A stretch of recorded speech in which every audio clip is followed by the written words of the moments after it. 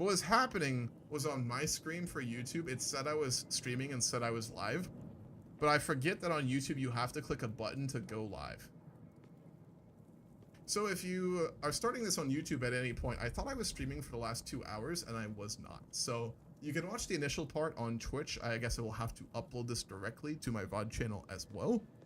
Apologies, there are multiple people who told me that it was not working, and I looked at the screen and thought it was. It is not. So I have been basically recapping and talking for 2 hours, so we haven't started as usual. So there's that at least. Thank you very much for that. And for Banana Man. If you would like to watch the stream without ads, you can watch it on my VOD channel right now. It is actually live. There are no ads on there. There are ads on Twitch.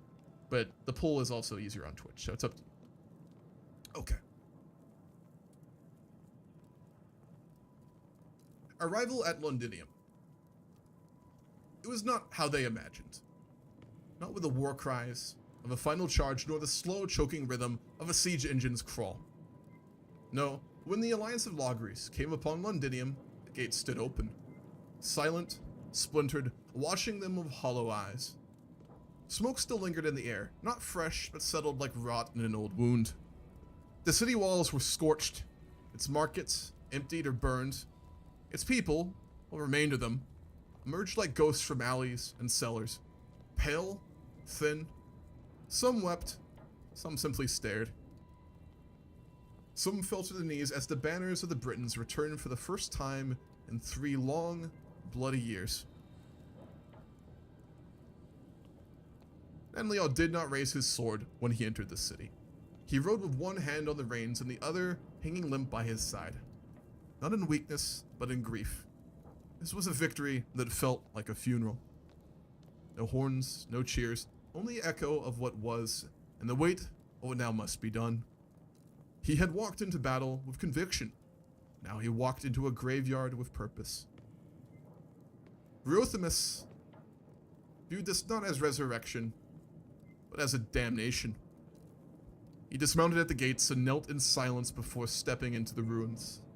The city he once ruled had been twisted into something unrecognizable, yet he did not weep, nor did he curse.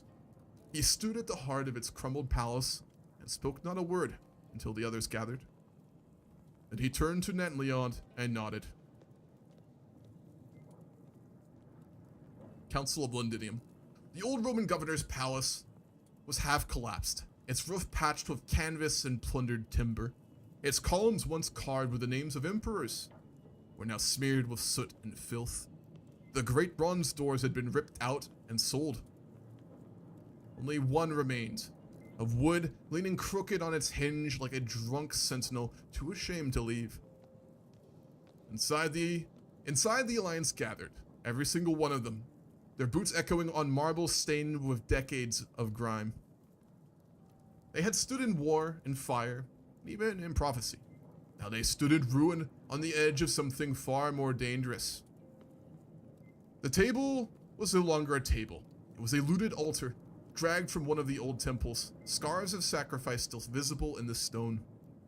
All voices went quiet as Reothimus, his cloak frayed, armor dented, stepped forward first. This is not the city I ruled. It is not even the city I lost. He swept a hand around them, all the shattered wealth, the broken gods. It is worse. It is the echo of what happens when we are not here. He paused, his gaze sharp. But it is ours again. And so now we answer the second question. What shall we become now that the ghosts have left and the sea brings new ones? He stepped back, eyes turned now towards the one who bore the present. Alright, so it's our option to speak here. So I'm going to do our first poll of the day. You heard that. You know kind of where we're at. You know the horrible state Londinium is. You know the kind of paradox that is the height of victory against the invaders, balanced now by the utter destruction, almost erasure that is Londinium. It would be a very hard moment, I think, for everyone there. Even someone like Worst, who's only there for money, or like Boudic of Kemper, who's, you know, from Brittany, even he would be feeling the moment a bit, right? I mean, even if you're a sociopath, not saying they are, but you know, that kind of person would understand at least the thematic moment, right? I mean, this is a very powerful and important moment for the Alliance, for Britain, for the coming conflict with the Frankians. So for Natan Leod, given he's kind of like the war leader, it's been named that way. He's not official. If he tried to, you know, stretch that too far, he'd just get beat the fuck down, but he's kind of like the voice, at least, of the Alliance right now. He understands this is a very important moment, and this meeting is very important as well. So for him, I think the number one priority is basically trying to keep the Alliance whole for the Frankish invasion. Because I think he would know, despite his not great diplomacy skill, but it's, I think, enough. He would know that there's a good chance some people just fucking run. Especially Boudic, right? Boudic lands are on the main continent of Europe, semi-close to Francia. It would be completely reasonable if he said, I'm out, and just left, right? That would be reasonable. There are guys like Gorst who are up more in the north. They're not really invested to start off with, let alone, you know, kind of an invasion to the south. So a man like that might be tempted to say, hey, give me the gold I was promised. I'm going home. Good luck, right? And even the remaining members of the Alliance, some of them might even be like, oh, we can't beat this. We need to negotiate with the Frankish. And if the Alliance doesn't do that, we're going to do it ourselves and leave, right? I think everyone here is thinking that. And I think Natan Leod and Ruthmus are thinking that. And they probably talked about it a bit beforehand. So for Natan Leod, he needs to find a way to basically weave all that into a moment where the Alliance at least holds together. So I'm going to give you guys options. I'm going to do a Twitch poll. I can do up to, I believe, check, I think 5 options here. I can do up to 5 options. So if you are watching on YouTube, or because I am now streaming on YouTube, hopefully, and on Twitch, if you would like to basically, you can either just say like a theme, a line, an idea, a plan, like anything you like, I'll put it into the poll, and I will interpret whatever one wins it kind of in that realm to go where kind of Natan Leod goes. You guys all know him pretty well, like I do as well at this point, so yeah, one of Arthur's possible inspirations, essentially. The campaign's supposed to start with like a heavy, like kind of Arthurian theme and go from there. So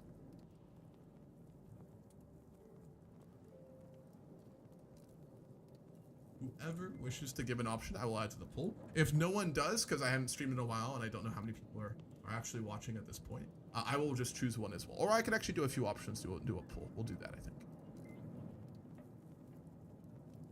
But I will give a moment for people to think and choose. I'm not going to rush this one.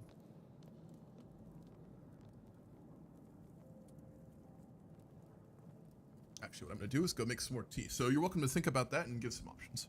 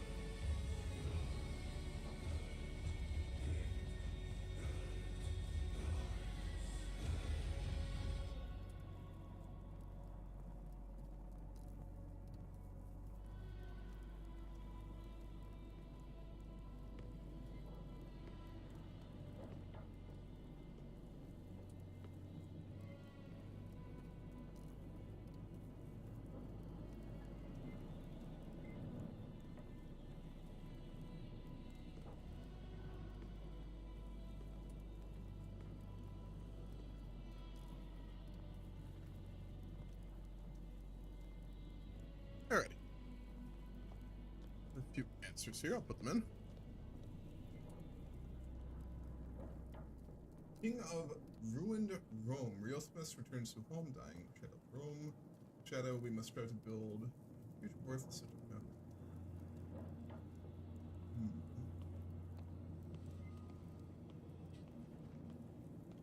Seeing when Londinium so deserted, Rome destroyed, the reality hit. Even if Rome found this location, their town now showed everyone that they could no longer use traces of Roman legacy as an anchor. Interesting. Or they find themselves as British is a question yet answered. It wouldn't be British, it would be... Oh. What would it be? That's the real question. Well, one thing is for sure, Natan Leod and Reosmus have used Londinium as an anchor for the Alliance as the symbol of Britain. Now they are here, the symbol is ruined. Yup.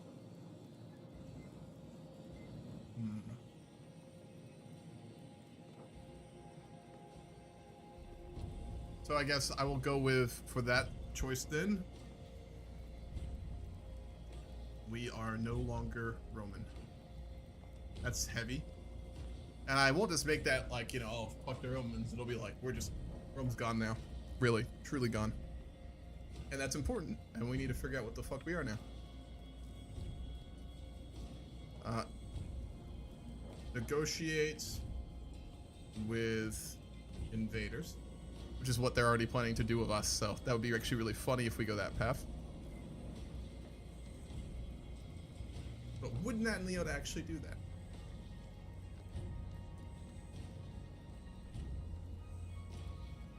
When beaten down and build ourselves back up, maybe the dual invaders will take care of each other. Aces, I will say, I don't think we're naive enough to think that. You wanna kind of maybe fracture that lens a little bit into something similar? I mean, you gotta remember, it has to be something Natan Leod would do, right? If you say, oh, we burn the city down and walk off into the sea, we're not gonna do that, right? And I'm exaggerating. But the point is, it needs to be something that I can kind of put into Natan Leod as a character that would make sense. Try to get help from the people who would want to take advantage of Francia being, like, England... Like, the Bavarians or Visigoths. Enemy of our enemy is our friend. That's a good one. There's a lot of people we can make some phone calls to, but not a lot of time. Make an alliance with the Gallo-Romans.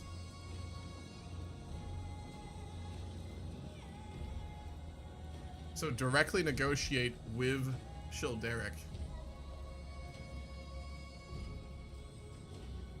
Oof, that's a tough one.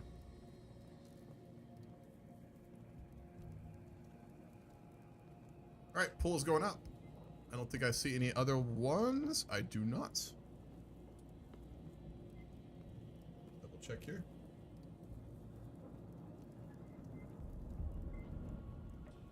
I do not. All right, 4 options in here. Actually, I'm going to choose the 5th one. Let me think real quick.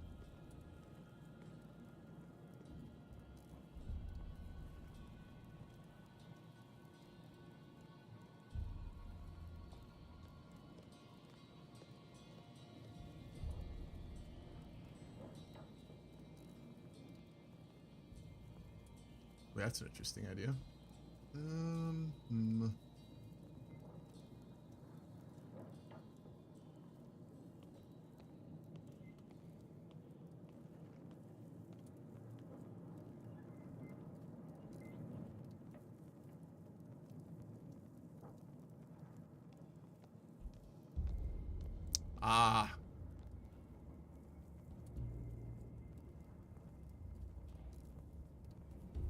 I won't explain this one, but the name will speak for it. All right, pool's going up. It is the City of Ghosts. We have 5 options. We are no longer Roman, so it'll be basically about identity. Negotiate with the invaders, which would be like the Saxons and stuff. So basically find allies from beaten enemies and use them to fight Childeric. Enemy of our enemy, so we basically find other groups willing to fight the Franks who dislike them. Negotiate directly with Childeric. Or the last one, Scorched Earth. Poll will be up for 5 minutes, because this is a big one.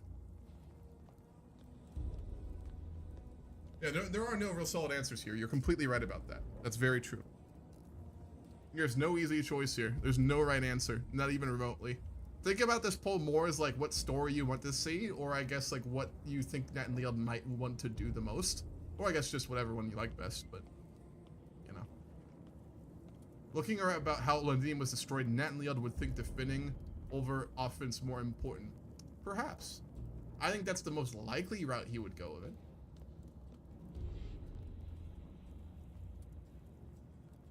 But there are always other options.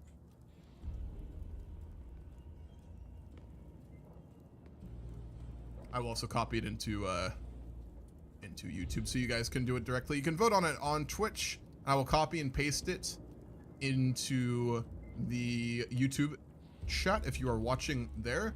If you want to respond to the poll, you can just tell me your answer there and I will add it to the final score after the Twitch poll is done. Please do not double vote. There is no way for me to stop you doing that, but I would appreciate it if you don't.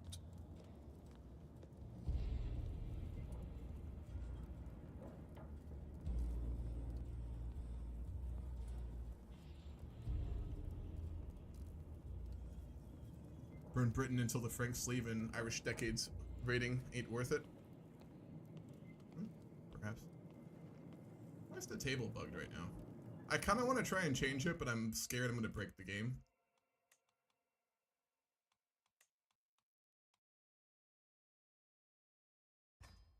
There's a way to change it, isn't there?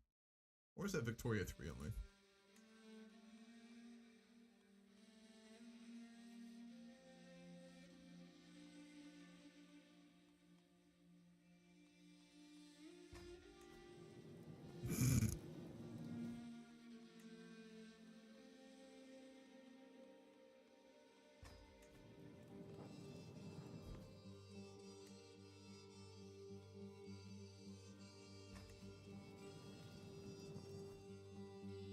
I wonder if this is the Fallen Eagle specifically.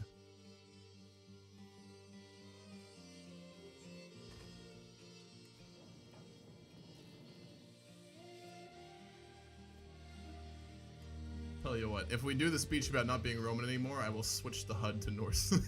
But for now, we'll keep it Byzantine.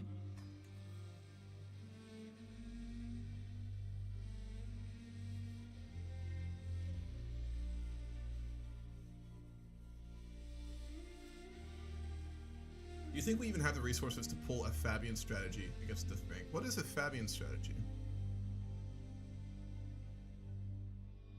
The Fabian dynasty? So negotiating with other dynasties, I assume, possibly marriage alliances and stuff. Yes, I have no idea what that is. If you would like to explain among yours. What do you usually play on stream? I used to stream a lot of Hoi 4 and like Paradox games and stuff like that. I will not be doing that anymore. I will basically only be streaming the Grand Campaign, which will be like around 2,000 years. It'll take a couple real life years to play through. It'll be Crusader Kings 3, we'll go into EU4, possibly EU5, Victoria 3, Hoi 4 Stellaris.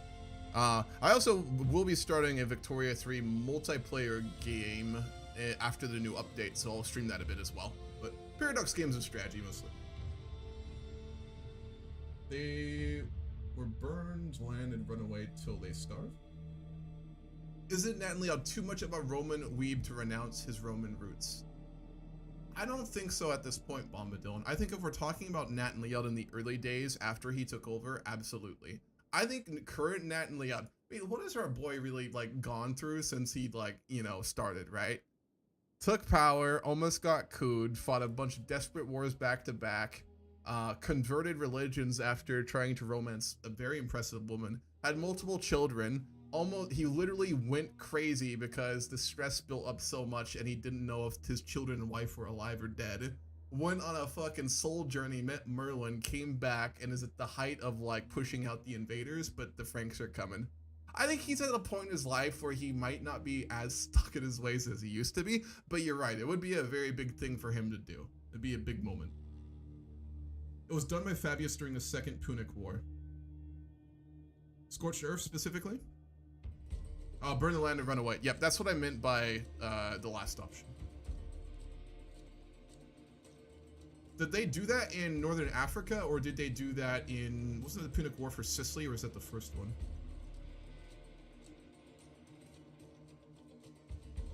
Alright, we are no longer, Roman has 8. Enemy had 4, Negotiate with Invaders had 2, and Scorched Earth had 2. The YouTube votes Or one more for we are no longer Rome, so we're gonna go that way. Okay. Oh boy. Let me think for a second here. Second Punic War in Hannibal was Italy. Ah, as in the Romans did that to deny Hannibal basically access to resources after he crossed. Because Hannibal won like almost every single battle, but he just attrition to death, right? I see. Yeah, that's what I was thinking with the Childeric coming. Same thing, basically. God, yeah, such an interesting series of events. Was Fabius a Roman general, or was he one of the Roman consuls when that happened? It's not necessarily him denouncing Rome in my eyes. It's him realizing that Rome, as he knew it, no longer exists. Yes. He now realizes his fascination with Roman art and literature is now a fascination with history, not current culture. Perfectly put, Battlebird. Perfectly put. Exactly what I was thinking. Yes. He was the dictator. I see. Interesting. I need to read on Second Punic War again. I did it in the past, but I always focused on the naval and military aspects, as well as like more the kind of Carthage position. All right. How are we gonna do this? Let me just think for a moment here. I've become more active about trying to stop myself rushing through things in life, so I will try and pause more.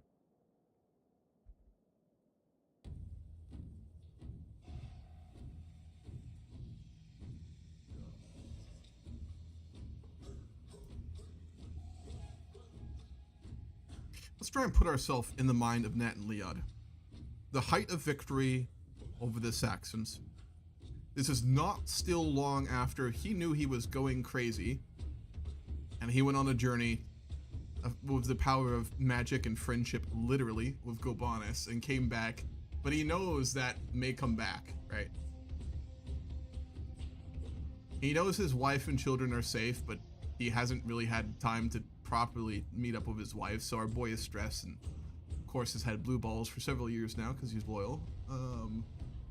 He entered the city with a man he trusts deeply as both family and friend in Riothemus, and has seen both his home, his capital destroyed, as well as what he would absolutely view as the heart of Britain, both as, you know, the Isles themselves, him and his identity, as well as the Roman manifestation, which to him would be Londinium. So it would be kind of a crisis of both his identity, a crisis of how he views Rome, as Bird well put it, as both, you know, not present but historical, which is a huge nuance most people don't think about, including myself when it comes to certain concepts. So he'd be having an identity crisis at the moment. That's what is happening, right? In this hall, walking through the city, entering the hall. So he probably has no idea what to say or do right now.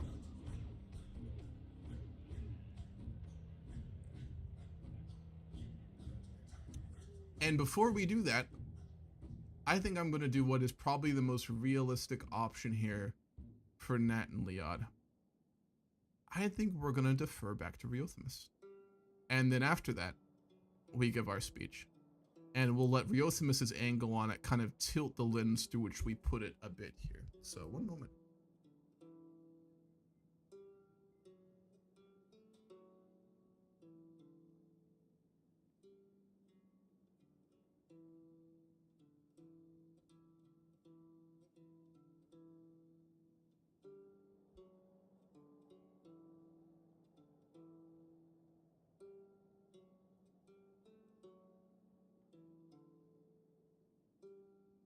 I'm going to write out my whole mindset to the AI real quick, so one moment.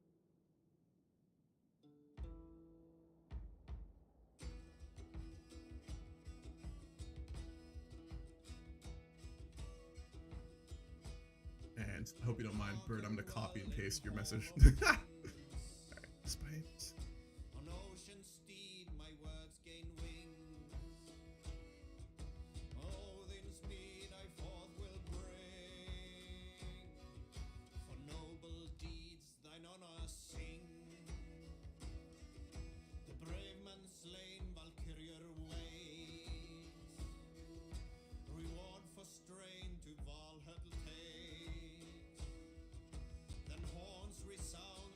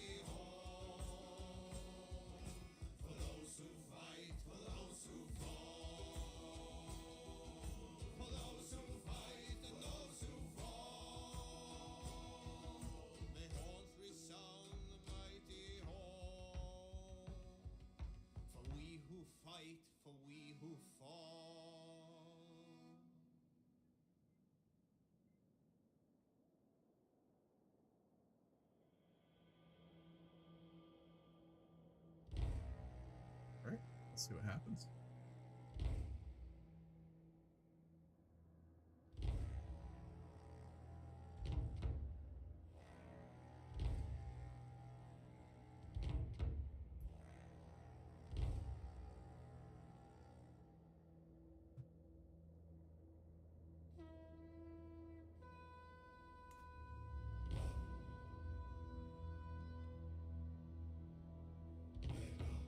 I keep forgetting his wife, Riothmus' wife, is actually still held prisoner by Mar.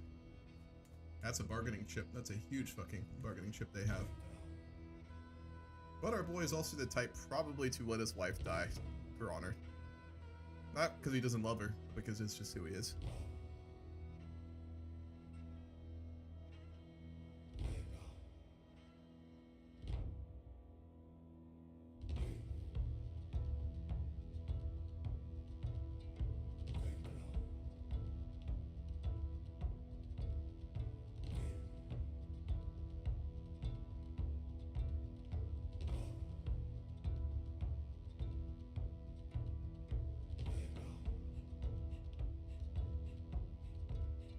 Natan Leod.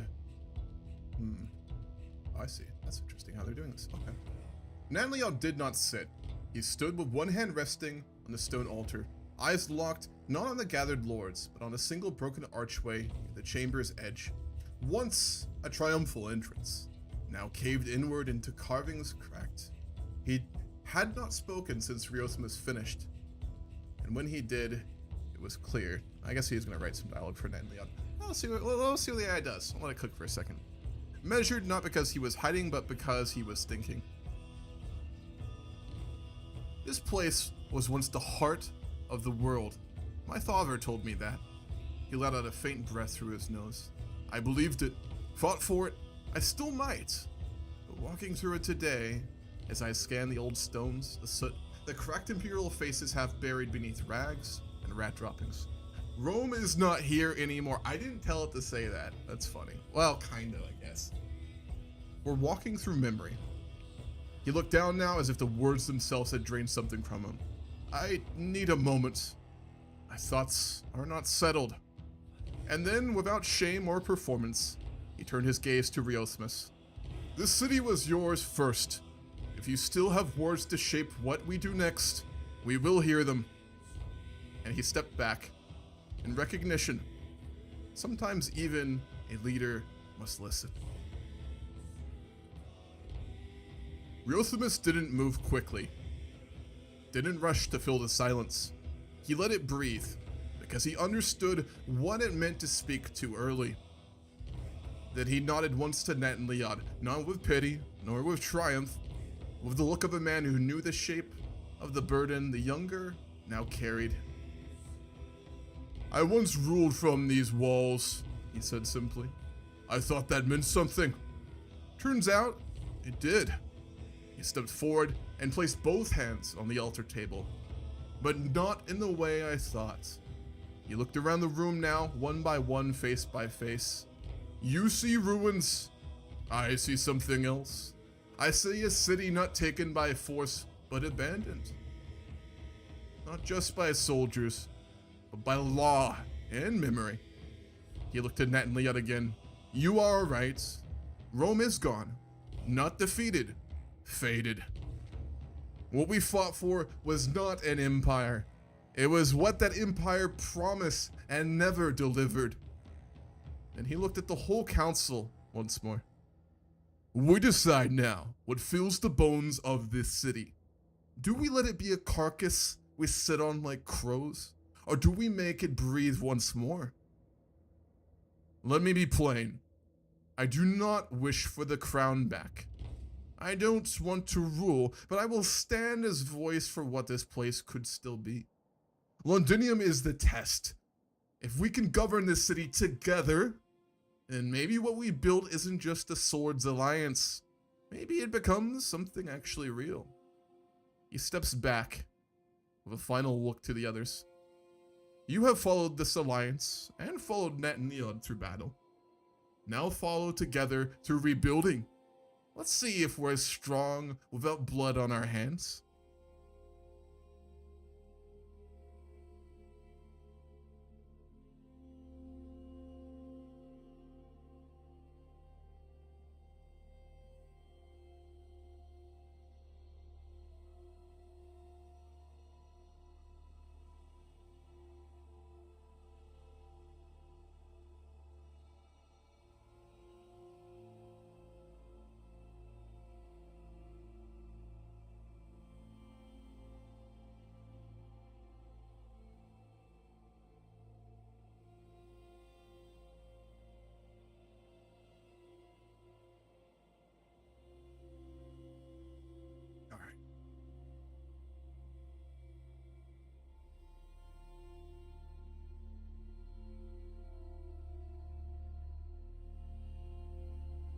Leod listened to the words of Riothemus, letting them wash over his thoughts like deep water.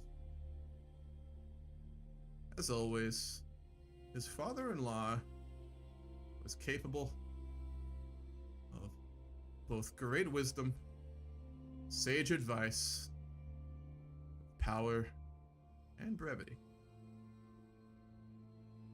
A man who, without the Alliance, would not only not exist, but simply lack a soul.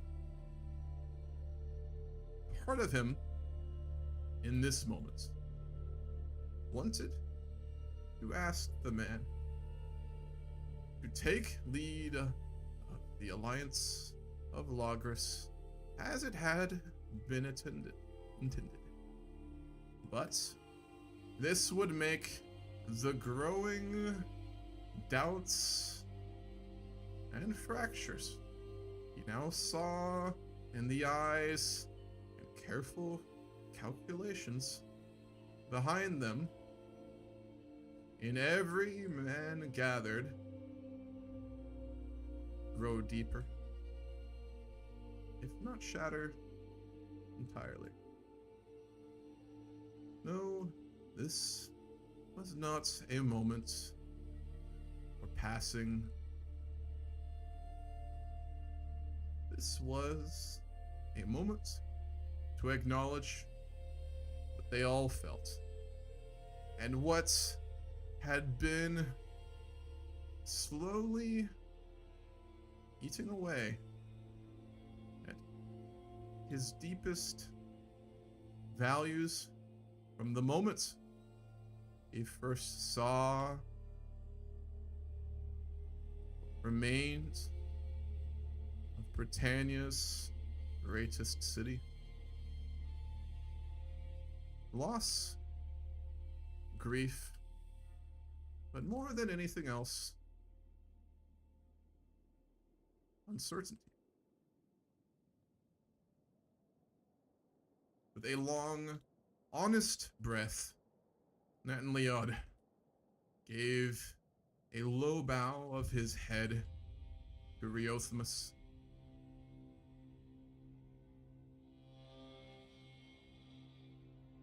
Every single one of you is doubting where we now stand. The city, the people, the future, and perhaps even the past. Who are you? Really? Any of you? Identities built on an empire that has faded, on rebellion and war against a great monster, now dead and buried. Survival that now wishes to find a new host and new enemies. But this is not a time for that. When I was young, I read of generals, consuls, and kings long past. Their wisdom, tenuous, perhaps, but their power and certainty ever present. Rome controlled the world. Every speck of dirt and fading statue scattered across our lands, remember it. But memory fades. Behemoth, I remember, does not live on as I imagined. It lives only in the past, and in writing, and perhaps in spirit. Today, yes, we must plan for the Franks, but we cannot do so if we do not know who we are and who we now stand at this stable with. We started as strangers, and now oddly, in victory and defeat, we find ourselves in the same place. And with that, Natan Leod went back to careful silence and watching. So basically, he's gonna open this up. I think the play he'd be doing in his mind, whether consciously or subconsciously, is just, you know, call out what the situation is and kind of let it go where it is. Because if they proceed pretending to be united when they're not, that will just cause more problems than good. So he's kind of basically risking the chance for the alliance to fall apart.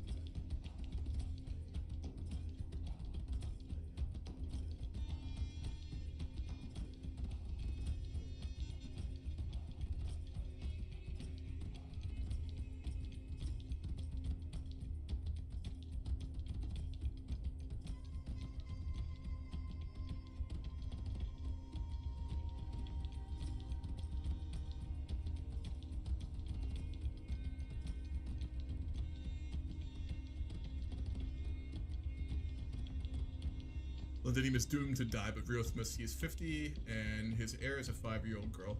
No, he has a son, I believe. That's a son. He has 2 daughters, now a son. His daughters are fully grown, and, like, one of them is actually ruling in Castrosteris. This is his son who he had with his life, like, much later. So, he already has actually 3 fully grown daughters. London was abandoned like Britannia was abandoned by the Empire. Riothmus and Natan Leod are the children of the ghosts of the city.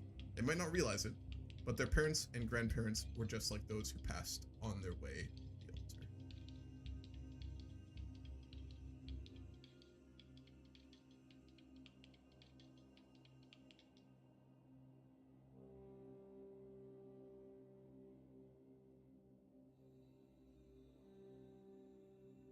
Uh-oh, okay. Oh boy. What's up, Stephen Parker? Hamu-san. Oh boy.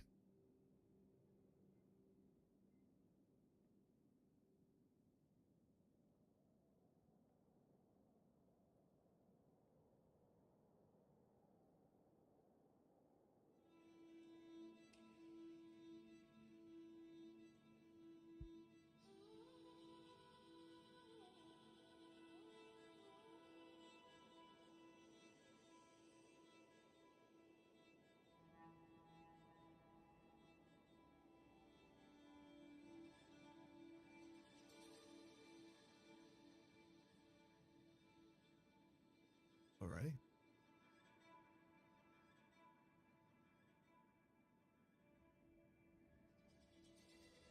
Because Riothemus doesn't, like, have presence and gravity from fancy words. I mean, he can do those. Or from, like, you know, being tactful with people. He has everything of who he is out of just raw presence and personality. He's the guy who, like, won't, you know, be careful in his words or be nice with your feelings, but if you speak with him, you walk away like a different human being, you know? He's like that type. The first to speak was Budak of Kemper. So he is the one person here who's not from Britannia. He's from Brittany. And the Franks invading are very dangerous for him.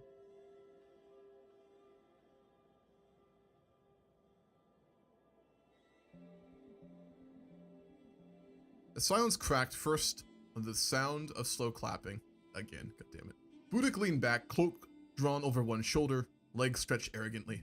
The smirk on his lips was dry. Too dry to be mocking, too sharp to be warm. Well said, Natan Leod. Sincerely.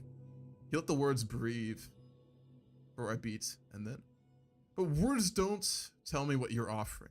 You say Rome is memory, and monsters are dead. I say memory can be contagious, and monsters breed in silence. He looked around the room now, more serious. So what are you proposing? That we hold hands and rediscover who we are while 20,000 Franks build ships on the coast? You don't have to be King Natan Leod, but you do need to be something. A snort. Coerced, arms crossed, eyes narrowed. That's the truth of it. We followed you because we had to. Because we had Saxons at our gates and you had a sword in your hand. He stepped forward now, fingers tapping the hilt of his dagger. None threat and thought. But this... He gestured vaguely to the ruined palace. This is no battlefield. This is politics, coins, food stores, and order.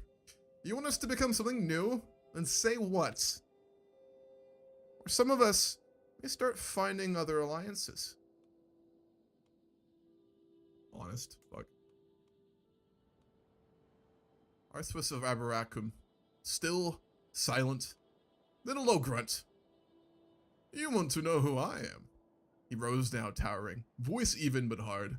I am a man who buried more brothers than I've named sons, who lit signal fires where the legions left, who watched the druids be hunted like beasts.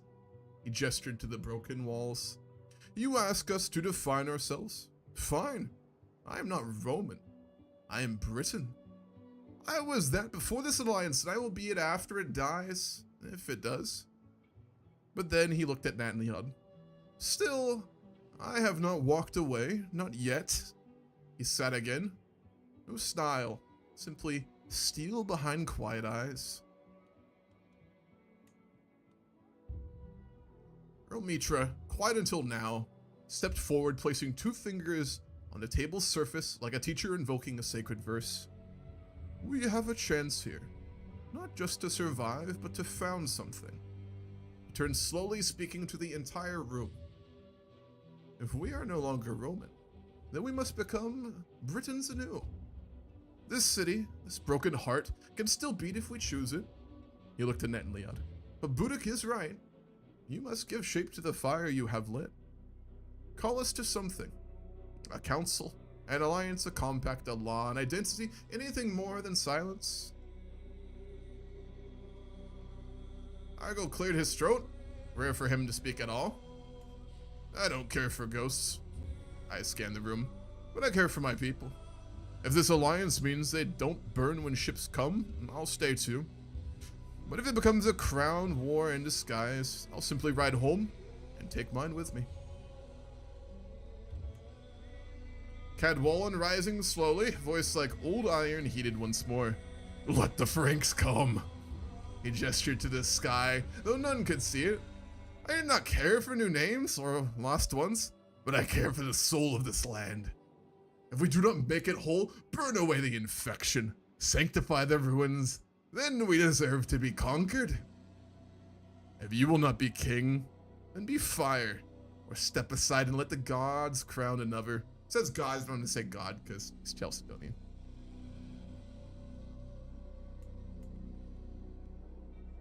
Soft but clear, Tudwell's voice had waited, and now it came like balm on the broken stone. This is the first honest moment we've had since we began. He looked at Natan Leod with no judgment, only understanding. Do not name yourself if it wounds you, but name the path. Are we a warband, or are we something else? And then, of course, Gobanus stood now, last, arms crossed, not speaking to Natan Leod as brother or soldier, but as someone who saw through the silence. They're right. All of them. If this ends here, if we go back to our lands and wait for ships to come, we lose. Period. Not just to Shilderic, to time itself. Turning now to Natan Leod, he spoke once again. You don't need to tell us who you are. We know. But tell us who we are, so we can choose whether to stay. And now they wait. The alliance not broken, but holding its breath.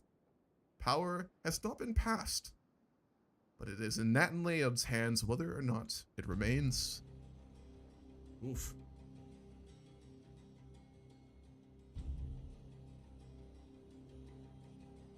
I think what they're asking for, Kivo, is like what they are. Because like Natan Leod has kind of been named the voice and de facto leader of the group.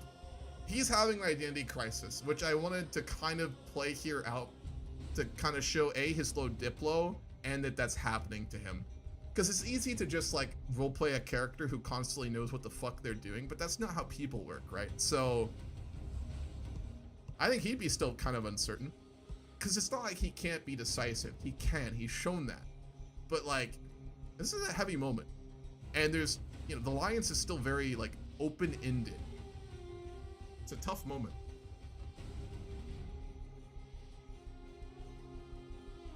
Dryas, there are 140 mods. There's a link in the Discord. Could someone link the mod pack, please, from the Discord in chat? I would appreciate that greatly. Culture-wise, yes, in part, but I think trying to think about what this is in context. This is kind of complicated. Give me a break after this roleplay? Yeah, I was planning to do it actually before my next response here. I think, well, I guess we need to finish this, but I do need a break. We're 3 hours in. You know what? This is a good chance for a break. I'm gonna go like get something to eat. It'll let me think on this a bit more and y'all will think on it a bit more, and then we can continue. This is a very important moment in talk. And I do not want to do it the disservice of rushing through it or just letting Natan Leod be perfect or the alliance like be firm, right? This needs to be delicate and it needs to be fragile because that's what it is. So I'm going to take a quick, like probably 5-10 minute break. I'm going to grab a bit to eat, get my tea made fully, and then we will continue. You're welcome to give ideas here, by the way, folks. It's in moments like this, I kind of treat myself more as the DM. So if you have good ideas, I will implement them. And I'm happy to let them kind of change the story and the reactions and the characters and stuff. So if you have an idea, feel free to say it. We'll be back shortly, and we'll continue the grand campaign.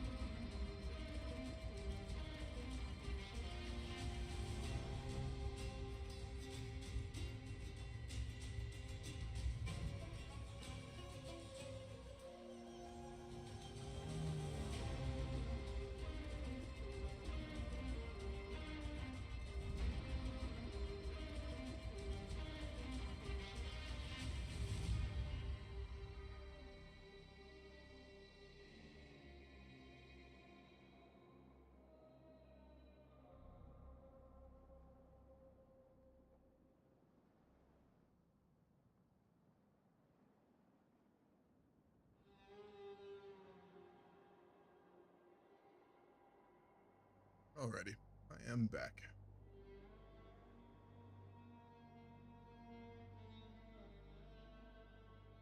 I'll read a few of these. These are actually really good in context here. Since we are going to the King Arthur route of legend, why not do something that invokes a system like the HRE, the Round Table, elects a High King to serve as first among equals or a council of equals. Where is Natan Leod mentally right now?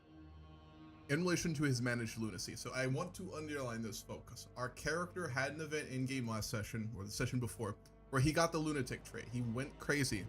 I roleplayed it because I wanted to give like real nuance to something like that, which the CK3 event simply does not do.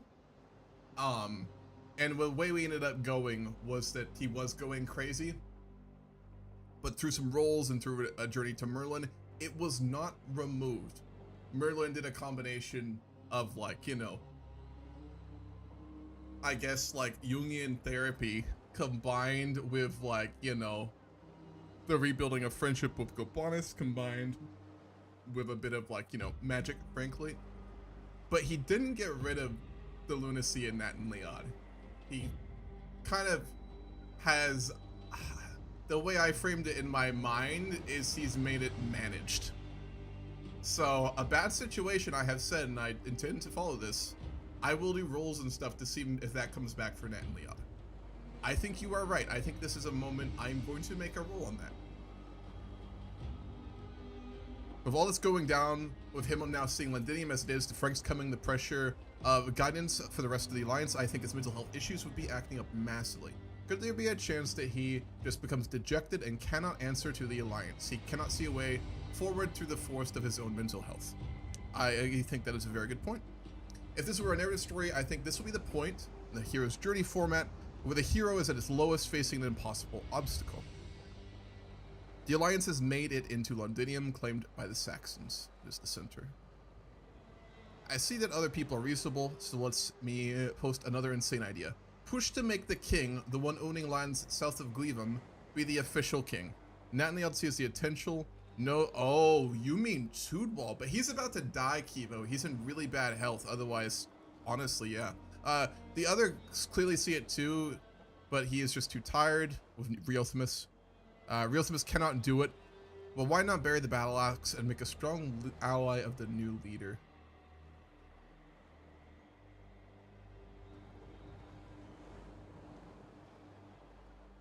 If Toodball wasn't so old, given that he might be immortal but probably not, I'd actually love that plan. I like the character, and I think Natan Leod really likes the character, and I think most people here, besides Cadwallon, because he's a bitch, really like Toodball. But he's gonna die, and his son is not bad but not great, right? So that's the problem. Yes, Childeric is invading right now. Oh, this is a hard moment. The first thing I will do, though, as mentioned, no sound.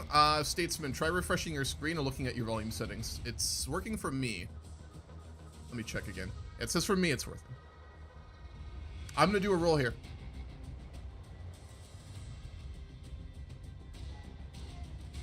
He's fine. Not great, but he's pretty fine. He's managing it. He's just, I mean, I would say the pause here is what is helping him manage it, right? So...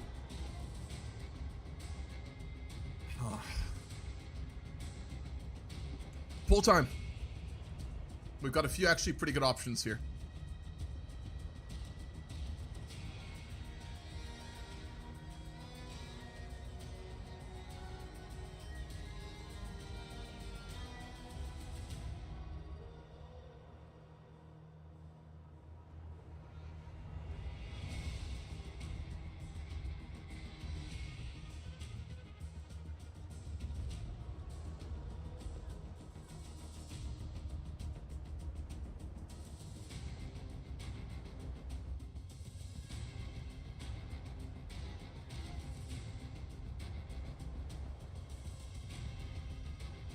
What I also will do with all these options is I'm going to feed them to the AI and get the AI to give like a better picture of what they all mean, because it's very good at that.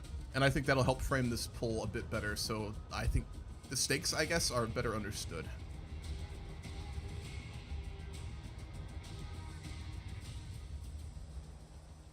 In the past, London was not the ancient capital of Britain. There was no ancient capital way back in the day, but there's been a lot of different ones that have been, you know, depending on what you want to view it as.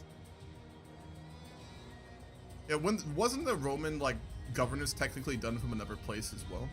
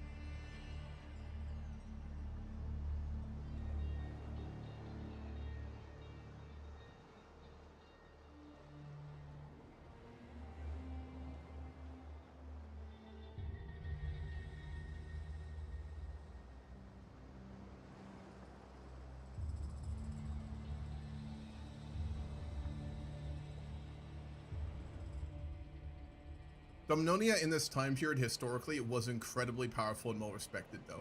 They would probably be seen as like the unofficial leaders of the entire Brittonic culture and possibly even the Druidic religion in its remaining instances across Britain. If we give it to Domnonia, I will say automatically off the bat, Cadwallan's gone instantly. Just gone. Gone. He marches home immediately. Which, you know, you could say it's not a big loss, and I guess it isn't, but that's 1,000 soldiers, so that would happen. I would not even roll for that. I guess I would roll, but it'd take a nat 20 for him to stay.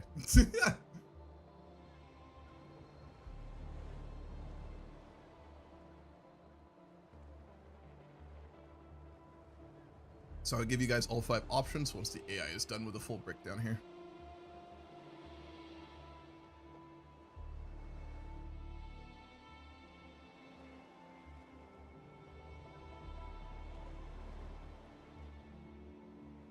All right, here we go. Context for the poll. Who are we? The Alliance of Logris has won the greatest victory in its short life. The Saxon Circle is broken. Bedka has fled to Francia. Londinium has been reclaimed, but it is in ruin. A burnt-out shell of Roman glory ruled for 3 years by slavers and invaders. There is no throne in that city now, only echoes. And now at the height of victory, everything is uncertain again. Natan Leod, the reluctant leader, is exhausted but present. He stood against madness, led armies, and returned with victories. But he is not a king. The Alliance has no crown, no law, no future beyond those leaders choose next. The cracks are showing, and across the channel, 20,000 Frankish warriors under King Childeric are readying ships. This poll decides what the Alliance of Logris becomes, its soul, its shape, and perhaps its survival. Option 1. Offer Tudwal leadership. Tudwal, the aged king of Domnonia, is patient, wise, and compassionate. Offering him leadership is not a power play, it's an appeal to stability. The grandfather figure of the Alliance. A final unifying monarch before structures are built. But he may be too old and too gentle for what is coming. I don't know about gentle, he fucked our ass up at the start. All in on leading. Natan Leod commits fully. Natan Leod stops hesitating. He claims his role not as steward, but as commander, founder, and voice. This will solidify his own grip and his dynasties and put deep weight on leadership and the Alliance as a whole. Offer Realtimus leadership. The once Lion of Londinium has reclaimed his mantle. This restores the original vision of the Alliance, but risks fractures. Some lords that may not support a return of a Roman-style power at the helm, but his wisdom, mythic stature, and strategic mind could hold the center together in the chaos to come. Confederation formally. No kings, no figurehead. An alliance becomes a formalized confederation, a treaty-based system of equal states that share military command and joint governance. Symbolic equality, but risk of endless debate, response, or centralization under a tyrant. And finally, create a new culture. A symbolic and radical option. The alliance becomes not just a war pact, but the birthplace of something new. A culture formed from Britain, Roman, and tribal traditions. This will change names, laws, dress, faith, interpretation in the future, even language with time. Risky, but if it works, it could define the next era of Brittonic history. The stakes are existential, the Franks are coming, the city is lost and reclaimed, the alliance is alive, but trembling. This is the second founding of Logris. Well put. Pull is up! I will put it on YouTube as well. If you would like to respond, just give your answer in the YouTube chat and I will add it to the Twitch poll at the end. Please do not double vote, but no, I cannot stop you.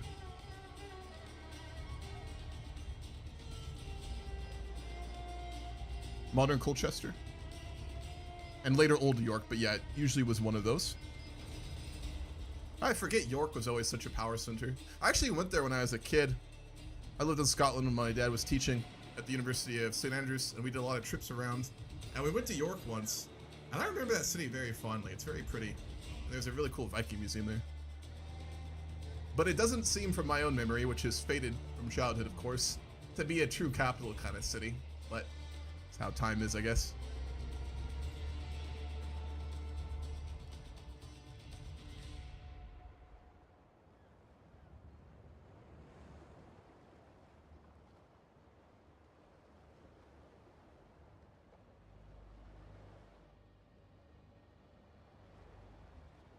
Poll is currently at 4 for Tudwall, 1 for All in on Leading, 1 for Confederation, and 7 for creating a new culture. It's up to 9 from YouTube as well. 9 for create new culture, 4 for Tudwall. So if we do that route, I will say, folks, I'm not going to make it a certainty. What will happen is that Natan Leod will create a new culture. We're going to roleplay out that conversation with them, not like on the nose, but roleplay it out. And then all the leaders will basically have it like the option to be convinced or see it for themselves. If they don't, they're probably going to head home. So this option is fun, but it could break the alliance completely. And I will not save it. So be aware of that. There is a cost here and a danger, which is fine. That's the point of the story, but don't think I will just make this safe. I will not do that.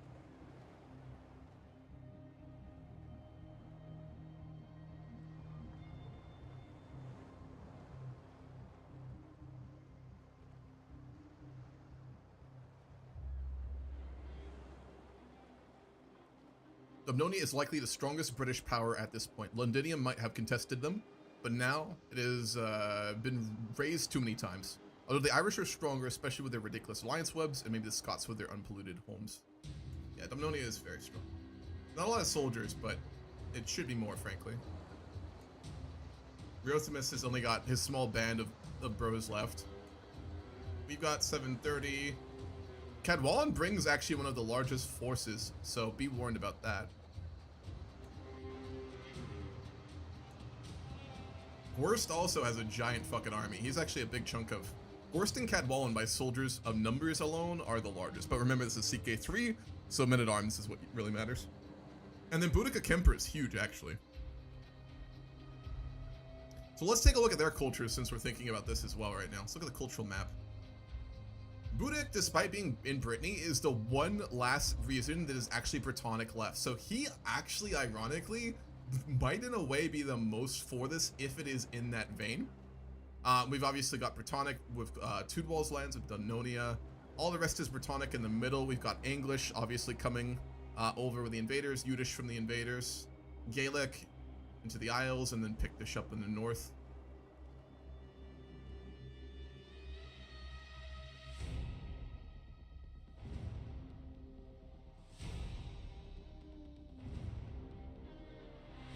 All right, the pool's looking pretty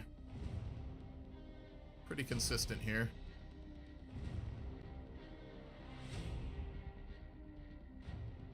All right, we got a little bit longer on the poll, but it's pretty decisive here. So we'll go number 5.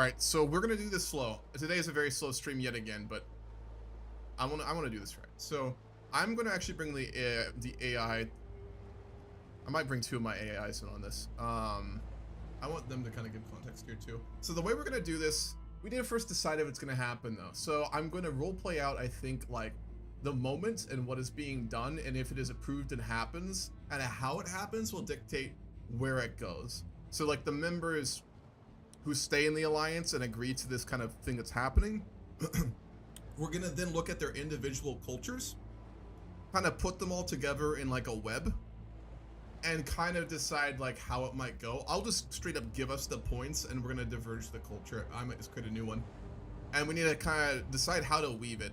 I think I'm gonna do that in two ways. One will be active, so basically those who agree. I mean, you can't just like build a culture; it won't be on the nose like that, but it'll be deciding like the identity.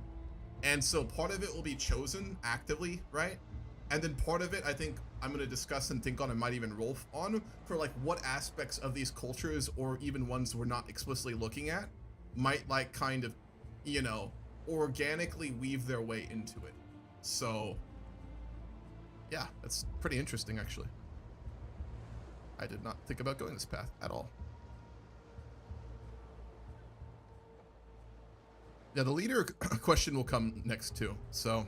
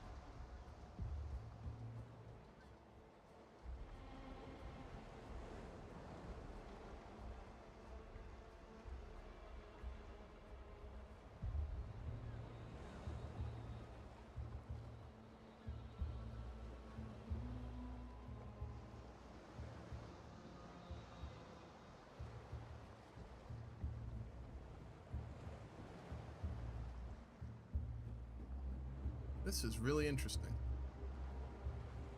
Huh.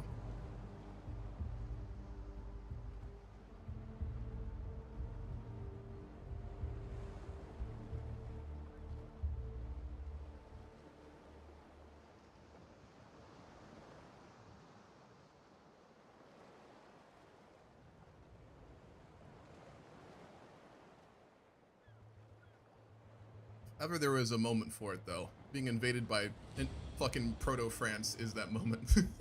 Yet again, British identity being built off their hatred and rivalry with the French. Checks out, historically.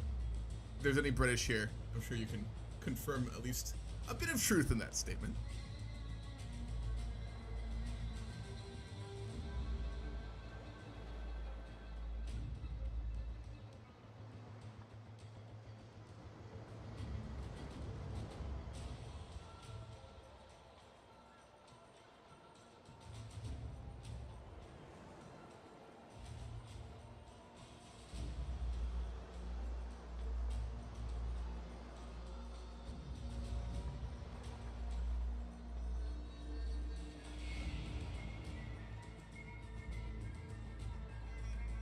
It's like I'm just discussing with my AI like the rolling for the lords and their opinions and stuff, and where they kind of sit with this.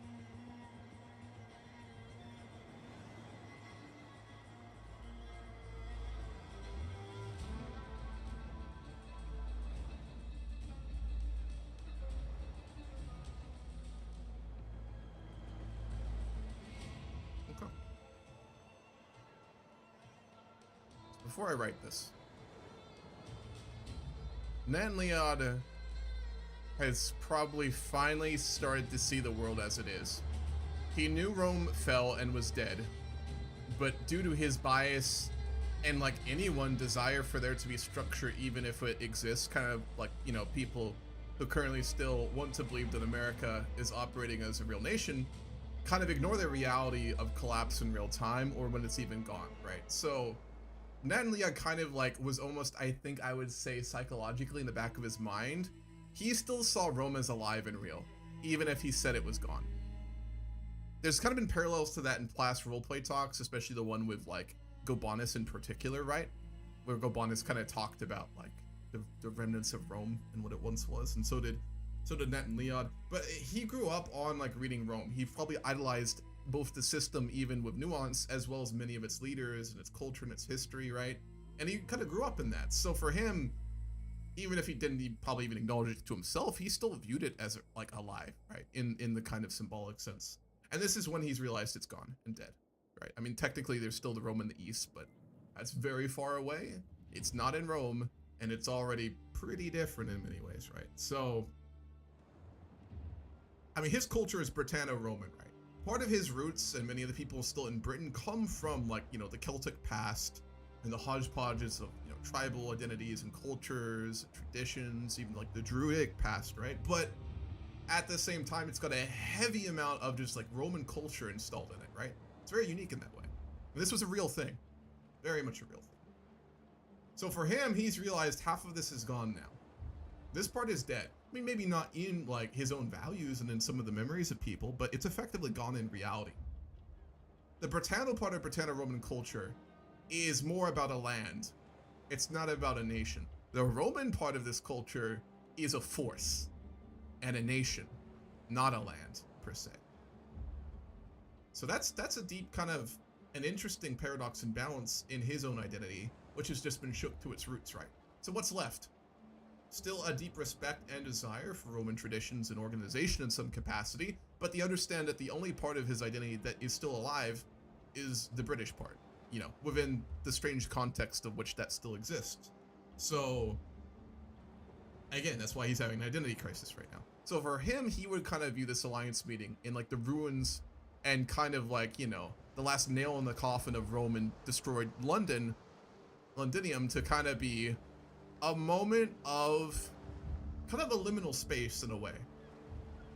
A moment where he and they kind of see the tide of cultural change happening in real time. And it has not gone far enough that they can't probably, you know, not shape it per se, but move the rudder a little bit.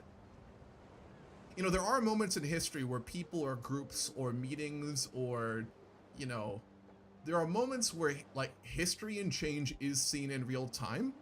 And that's a very powerful thing, because if you understand the importance of a moment and you have, you know, agency within those large arcs and you have the capacity to shape the direction of the future and you are aware of it, that's a very special place to be.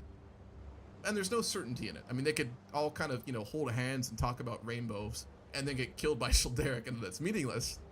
But it's not as simple as that. So for Natan Leod, this is, I think, a moment where he sees what is happening. He sees in himself, in Britain, in, you know, the culture of the Isles himself.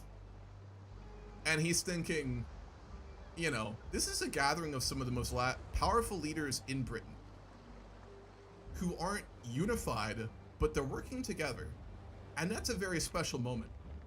So what if we actually call that moment for what it is, and we don't just sleepwalk forward? What if we actually take responsibility for what's happening and choose to act on it, right? And that's a very special thing.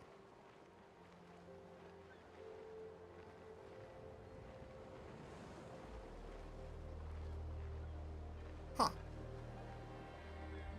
Yeah, okay, cool.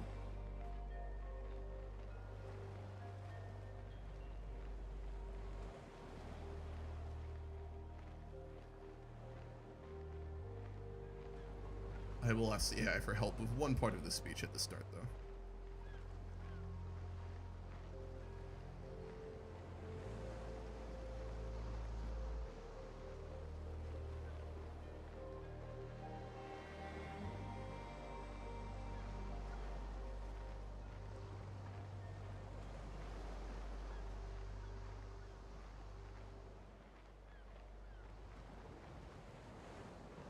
The Franks go fucking hard. There is absolutely no certainty we win this war, and there's a very good chance we lose it. But in a story like this, where characters, you know, would all not go down without fighting, we have to just act like we're not sure of victory, but we're sure as fuck gonna do everything we can, which we are. So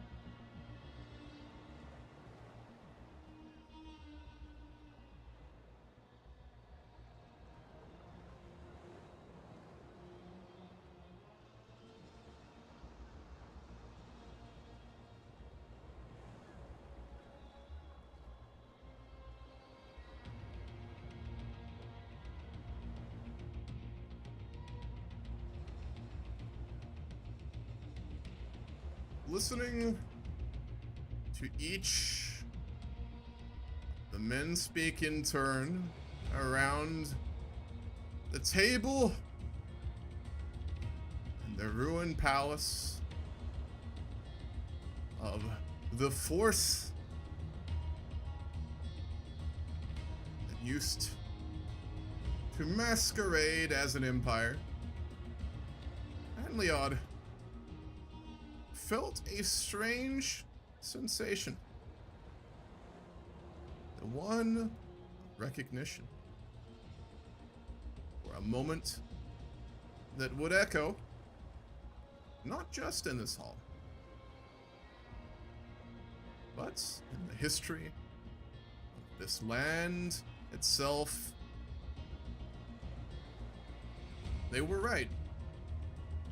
Without plan, leadership, and identity, the Alliance was nothing. And Britannia would fall under subjugation to invaders once more.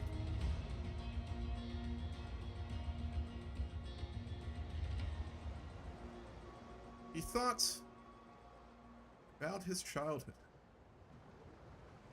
about his reading of the texts of old, pressing his Latin tutor evermore for new tellings of old tales. He thought of his father, who spoke not of Rome, always. So too, legends of older kin. Those who had inhabited myth long before Kaiser had landed on their shores. His identity was a paradox, built on a bridge between conqueror and conquered, defeated and victorious. And now, the defeated, yet still alive, was all that truly remained.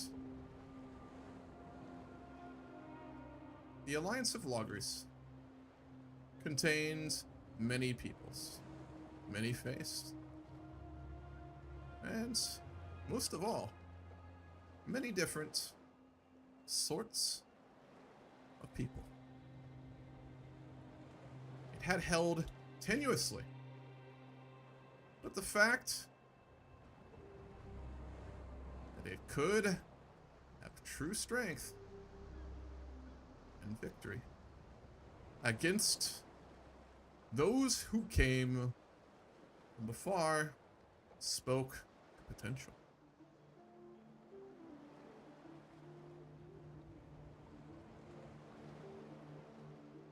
Sed Imperium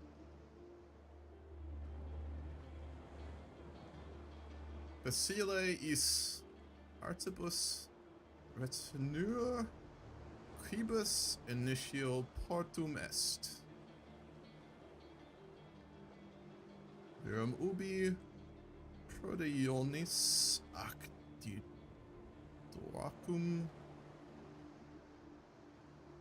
promiscua fiunt, postquam veritas in pretio est, tunc abitur. He said, while gesturing vaguely towards the heart of old Rome, knowing that only a few would recognize the old words. That is to say, that power is held by the same means by which it was first acquired. But when treachery and lack of virtue are common, and flattery sought instead of truth, it begins to crumble.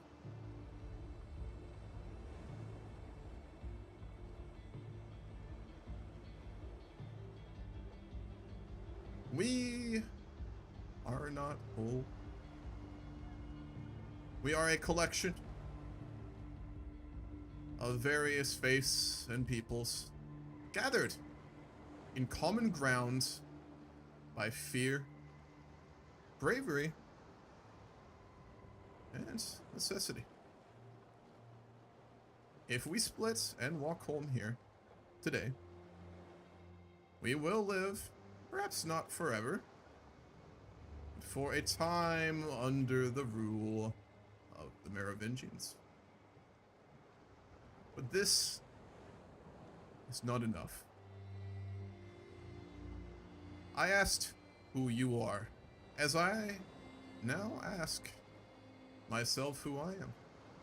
Rome is dead, and with that, there is now a vacuum across the Isles. We have filled it with conquest and blood, as we have always done.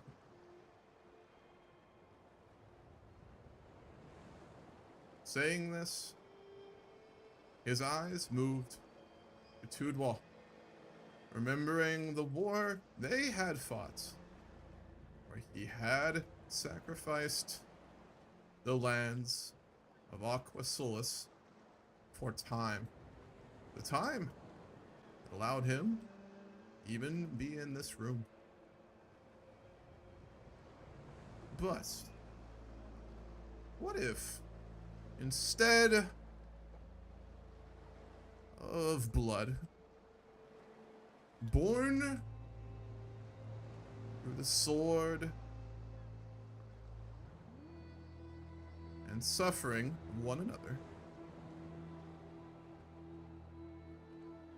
we filled it with blood of shared value.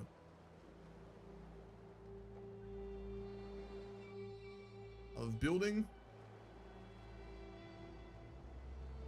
an identity for Britannia of our choosing as best we can. Born from our differences, our past, and what we share in common. And even what we would wish to be. This is what I propose and offer and intend to do, even if alone.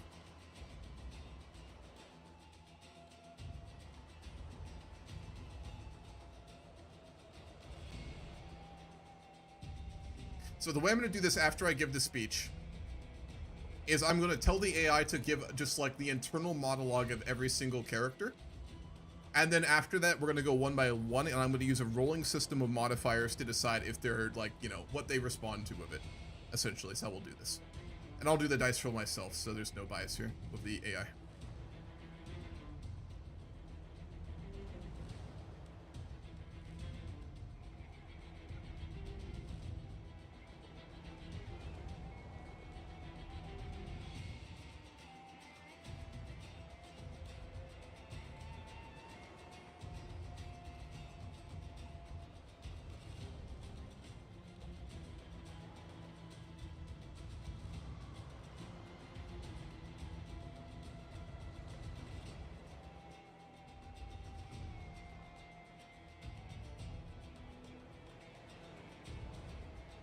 Crazy too, because in both meta and in-game context, Natan Leod was basically never supposed to be put into this position of being at the forefront of this tide.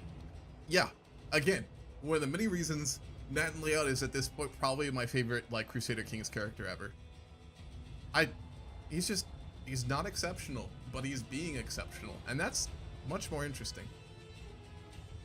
Saxon invasion was not very successful. I have no doubt that they will try again, or the Vikings will in 400 years. Oh, absolutely. I mean, if you could take Britain, or you could take any good land, why would you not take it?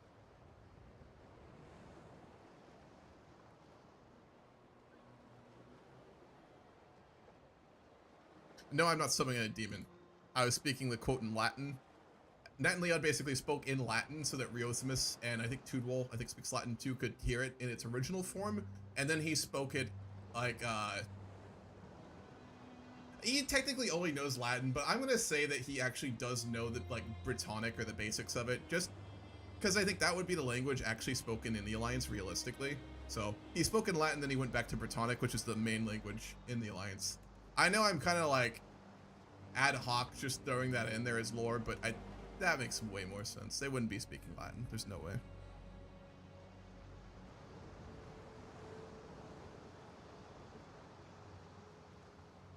Alright, so I'm going to basically I asked for the AI to give like internal states of each of the characters. Like their internal monologue and stuff. It's just to lay the field. It's not decisions yet. So first off, Tudwal. The old king hears echoes of his youth in Natan Leod's voice, and for the first time in months, the cold in his bones feels like something else. The weight of choice. He sees a man offering what no king ever truly can. A future not defined by dominance, but shared fate. Yet Tudwal knows well that such dreams often die before the first missed harvest. His loyalty to Dumnonia tugs at him most, but so too does the thought of dying before he sees something built that outlasts Saxons and kings alike. Mitra calculates, always. The speech moves him, not with passion, but with structure. The possibility of a shared civic culture, rooted in values rather than borders, appeals to the philosopher buried beneath the war leader. Yet, he is foreign-born, and he knows well that suspicion lingers in the glances of the other Britons. Still, a system of lawful pluralism, and maybe the first idea he's heard that could transcend even the coming invasion. Idealistic, but worthy of future thought. The dragon watches the boy he helped raise into a lion, and he sees something he never dared believe in again. Inheritance made sacred not by blood, but by choice. He is quiet within himself, a stillness deeper than his age, as the ghost of Rome in him watches the final ember flicker, and smiles. Riosimus does not know if this moment will hold, but if it does, he believes Natan Leod may just forge a new myth from the wreckage of an old land. Arthwis, pride bristles in his chest, but not jealousy. The words strike him as a battlefield cry of another sort, one that requires courage far different than the sword. He does not fully trust this kind of unity, yet at least. He's blood inside with these men, and he's watched the young ones follow Natan Leod without needing to be ordered. And that does matter. His mind does not speak yet, but something in his marrow shifts. Alright, worst. He listens quietly. No sneer, no insult, but doubt. In his mind, calculations war with instincts. The new order might offer safety, a place in something enduring. Yet, Gorys has survived by cutting tether before the ship sinks. If this alliance is choosing such a dangerous path, Natan Leod would be its founder, even if he will not say it. He must be able to turn cloak before the banner is ash. Yet, still, something in him wonders what it might be to build for once rather than survive. So, not for it, but not out yet. Cadwallon does not think in terms of empire or identity. He thinks in fire, purity, wrath, and faith. The idea of a new culture, one born of compromise, rattles his bones. He does not deny the victories in the alliance that have come. Even he saw something sacred in the charge on their last battle. He does not believe this unity will last, but he feels the flame of prophetic weight flickering in the room. And part of him starts to wonder if Natan Leod is in fact the greatest danger. Yet, not the Franks. Oh boy, okay. Rudik of Kemper, the schemer watches with veiled eyes. This is a speech he'd mock behind closed doors, but not today. Today something ancient and dangerous flickers in the air. He doesn't trust it, but he respects its narrative. There is opportunity here. If this new culture becomes real, AI said culture, but we're gonna say identity. I think that makes more sense. He could shape its miss. If not, he'll own the ashes. Either way, the speech is a gamble worth placing a stake in. He stays silent, but he's already charting where it might lead. Argyle doesn't fully understand all the politics, but his heart stirs with the simplicity of it. A chance to stop fighting each other long enough to raise something of worth. He thinks of his sons and daughters, of the village near his hall, of the wild heartlands of his home. Could this give them a world less sharp edge than the one he inherited? Part of him, a humble, honest part, wants to believe, but belief is not yet commitment. Alright, that makes sense. So, just to overview one more time, the people most interested in it would probably be Tudwal and Riothamus, probably leaning towards it. Mitra is probably leaning a little bit, but uncertain, especially because given he's not any of these, like, he's a weird mix of, like, fucking, this is a custom house from a player, by the way, Roman Sol Invictus religion, and a Yudish culture. He's like, where am I in this picture? This is dangerous. The people probably, like, very just purely neutral, I would say, are Ergol and Arthwis. The people who are leaning away from it and not really for it would be Gorst. The person who's basically already planning how to destroy it is going to be Kedwallen, but he doesn't have any diplomacy, so that's gonna come out poorly. Boy does not know how to scheme.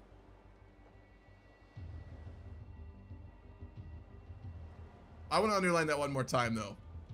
Cadwallen basically just viewed Natan Leod permanently as a rival, for religious and cultural reasons. That will matter in many ways going forward.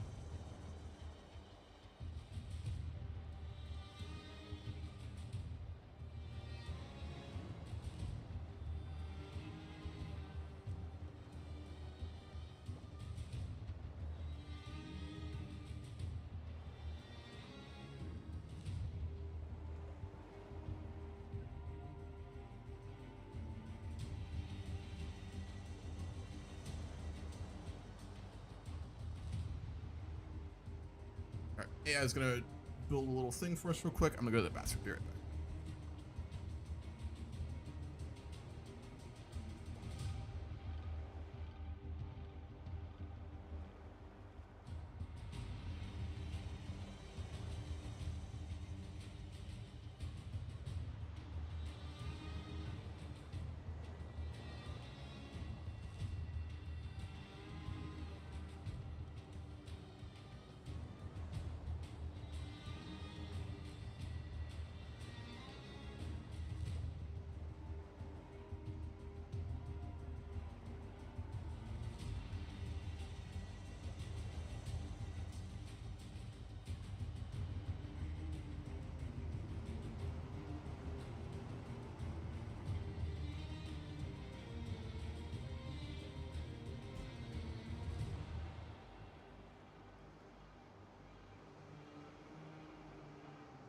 I'm back. Also, I told you this is going to be dangerous. There's something I may do here.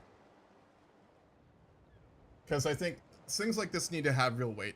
And even if that could harm the campaign. So there's something I may do here. We'll see. Depending on how this plays out.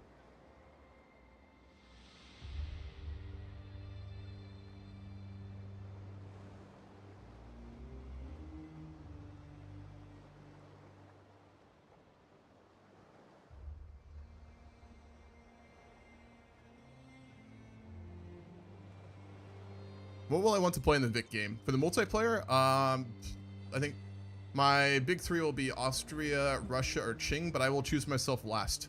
So if there are other people to play the big countries or other countries, I'll choose them first, and I'll just kind of take what's needed. We'll switch the music to here.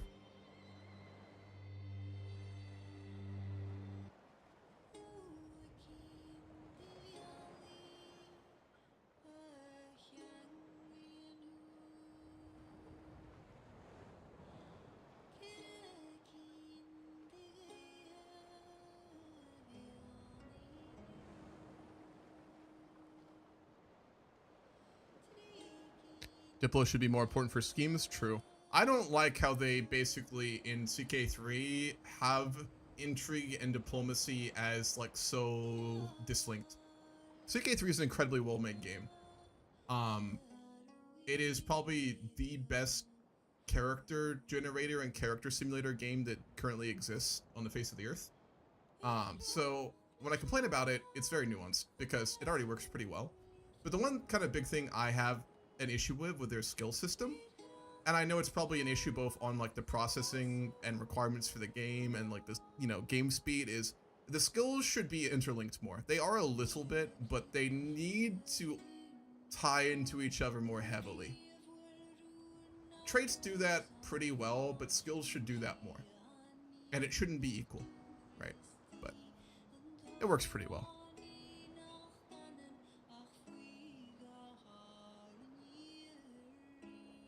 Wow, the AI actually considers Earl Mitra to be the most for it. That's interesting. Nope, never mind. Gobanis is, of course. Followed by Riotimus. Alright, so the overall modifier, I will just kind of be a little bit open with this part. I won't tell you the whys, but I'll tell you like the kind of final. Modifiers at the end of everything is Gobanis with a +5, Riotimus with a +3, Mitra with a +2, Tudwall with a +2 extra as well, Ergol with a +1, Arthwis with a -1, Cadwallon is not going to happen, Budik just flat 0, and then Gorst with a -2. Now, the modifier is different than like the DC roll for this, so I will not tell you that part, but just to get an idea of kind of where they're at mentally. Alright, so we go one by one.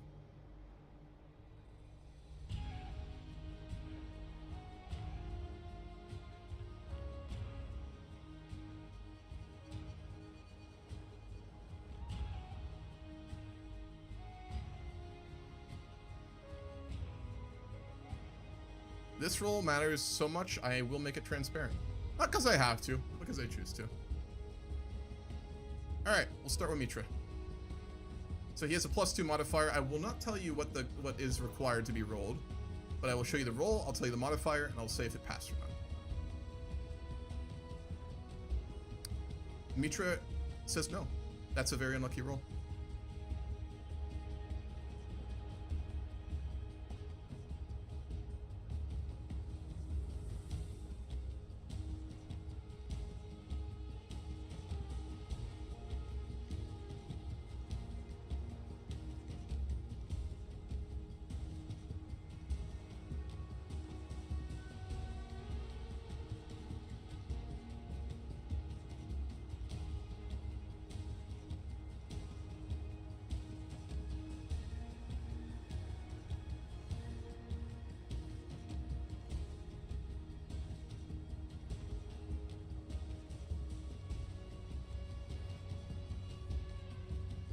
Okay.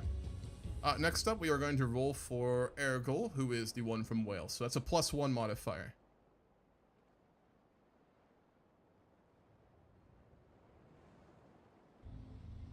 $13. That will pass.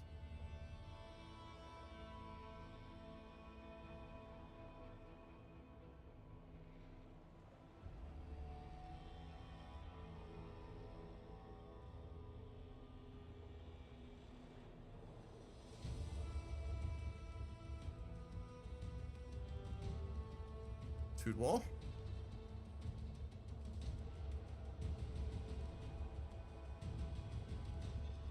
Alright, so Tudwall has a +2 modifier.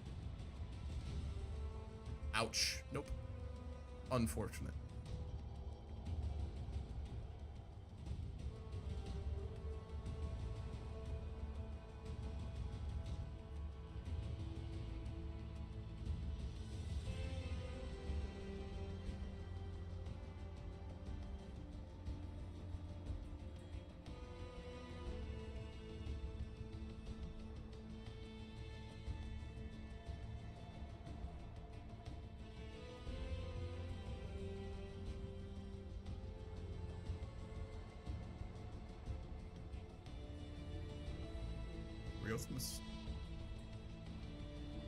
+3 modifier. Somehow barely gets by. Wow, okay.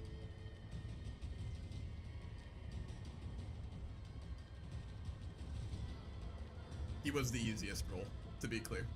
By a lot. I mean, besides Kobanus, of course.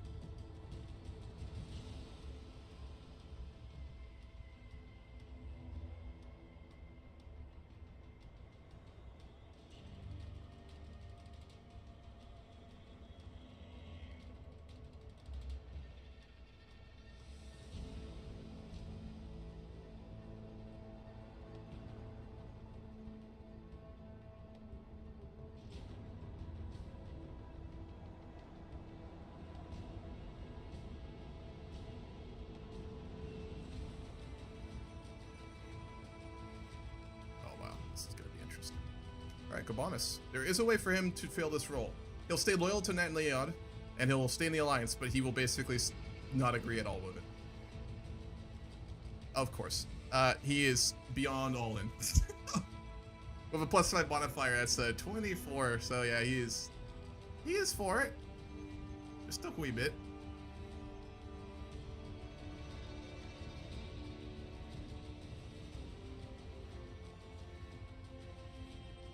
Arthwis, he's the one from like the northern England, modern York area. So it's a -1 for him. Yeah, not happening.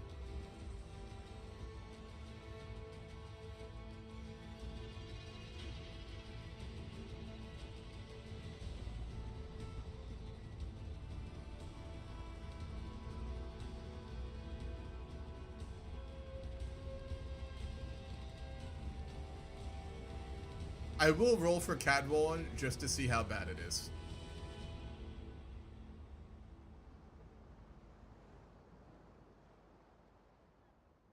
It's actually a pretty good roll. I'll say like he just for a moment considered it, but fuck no.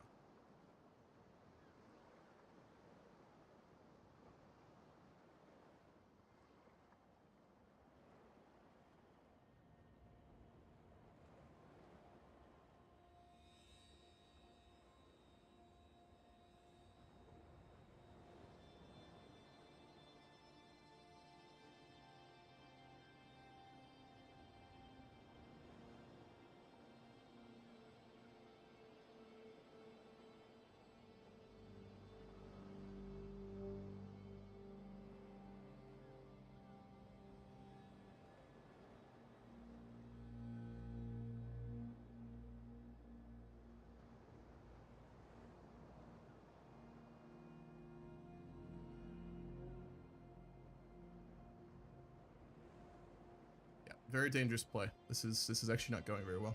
All right, Budik.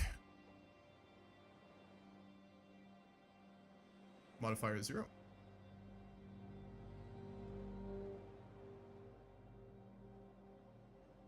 Oh boy.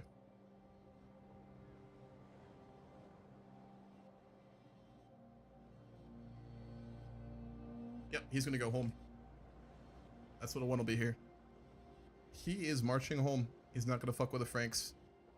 He doesn't like division. He's out.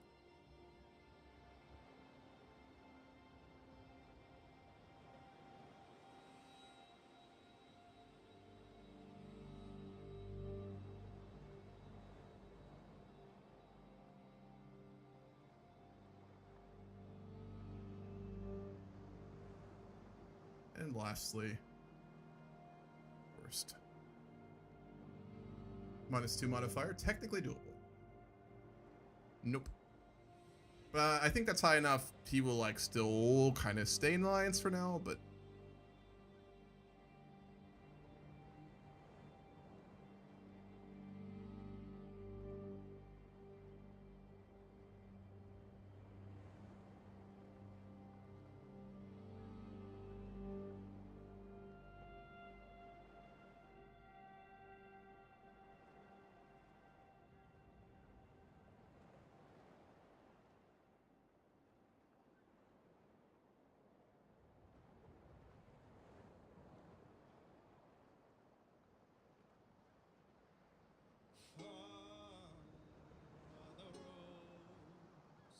so I'm gonna ask the AI to give us one last overview of basically their thinking and their mental decisions, and then we'll go allow for the formal responses.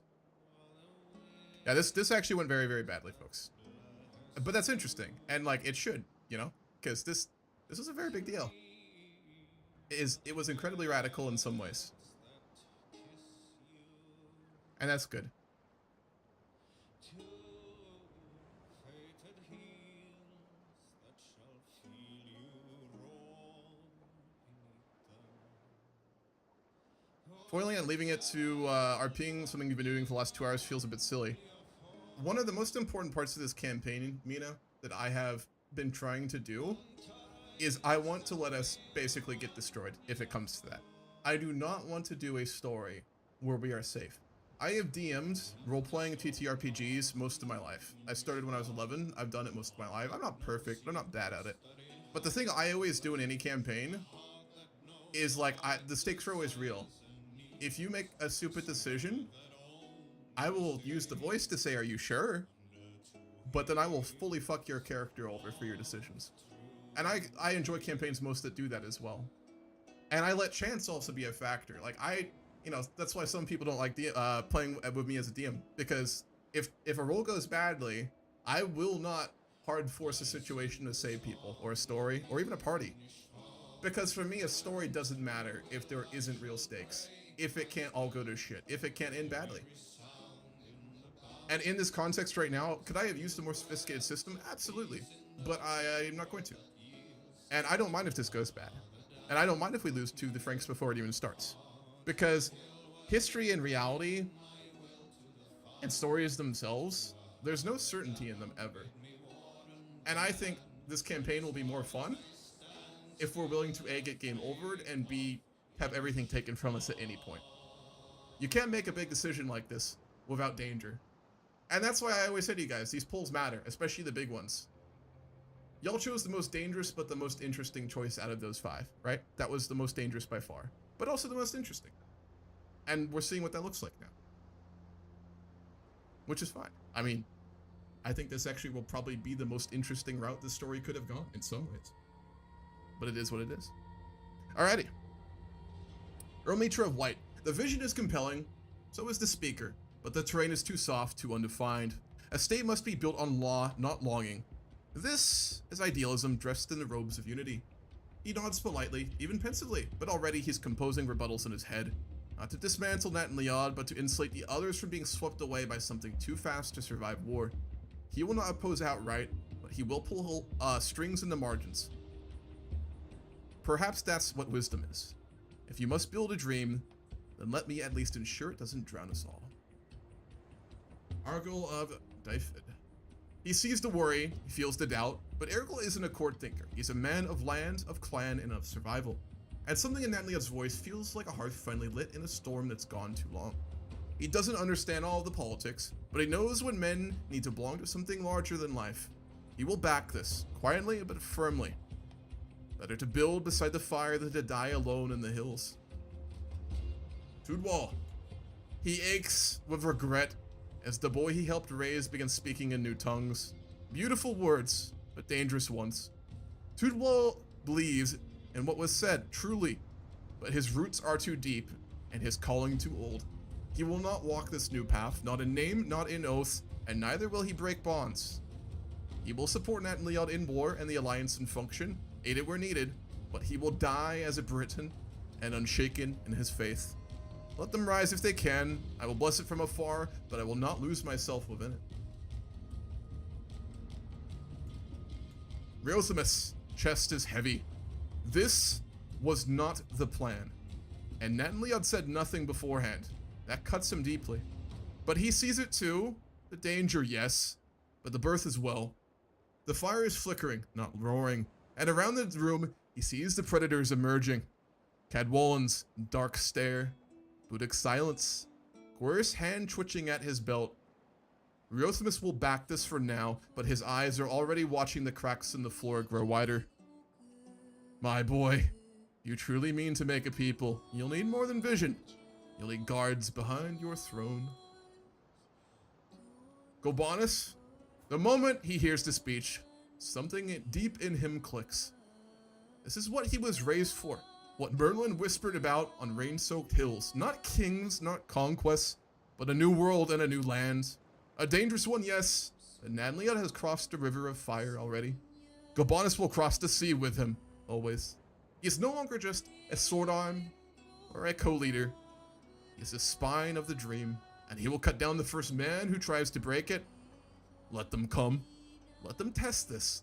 Show them that it is not illusion. Arthwis. He listens, and it feels like a bard's tale. Beautiful, stirring, but not for this world. He will remain in the Alliance. He will fight alongside the others, but he knows his people. He knows their tongue, their gods, their bones. This identity will bend too far, and it will break. I won't kill it, but I won't build it either. Let others throw themselves into vision. We have other things to do in the meantime. Cadwallon at first feels a tremor, a fire not his own stirring in the words. But then he sees the shape of it. Pluralism, blending, compromise. He spits that taste from his mouth before it settles. This is heresy clothed in unity. Natan Leod was once chosen even by him. Now he speaks with the voice of Rome and the voice of a heretic. He will stay for now, but this is no longer an alliance of brothers.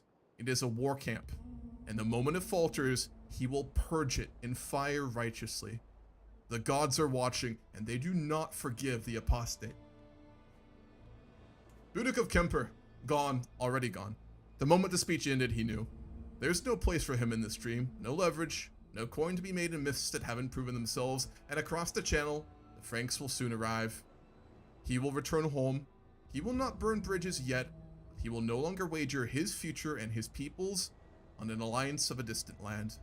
Let the poets write your story, your tragedy. I will return to my own.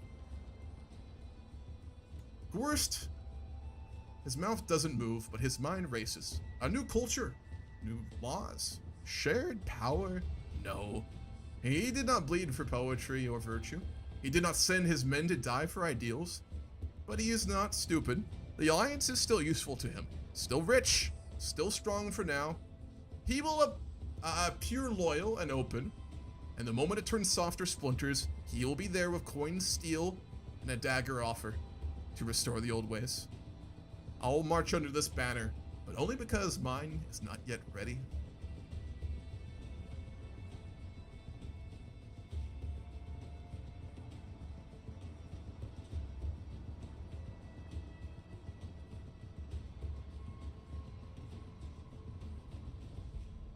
Alrighty.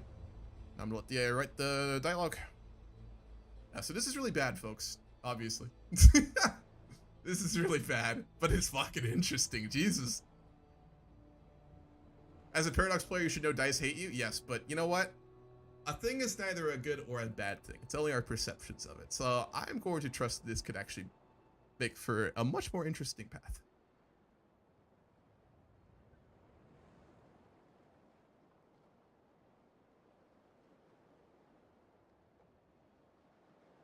Who's actually for it? Gobanus, Riothamus, and Ergol.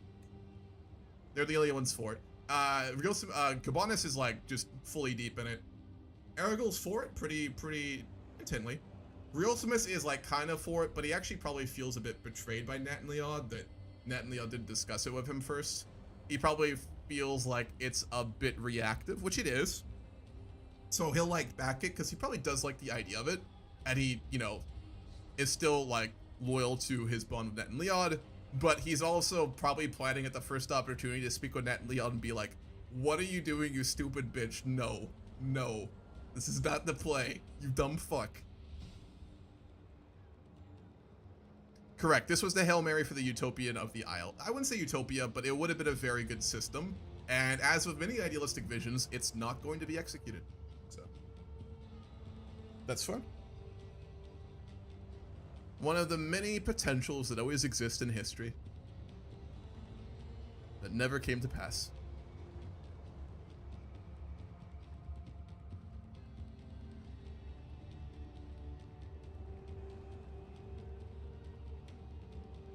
Fuck, the Twitch chat should start speaking French. The Twitch chat is entirely made up of Childeric spies at the moment, actually. They're all voting for the worst options.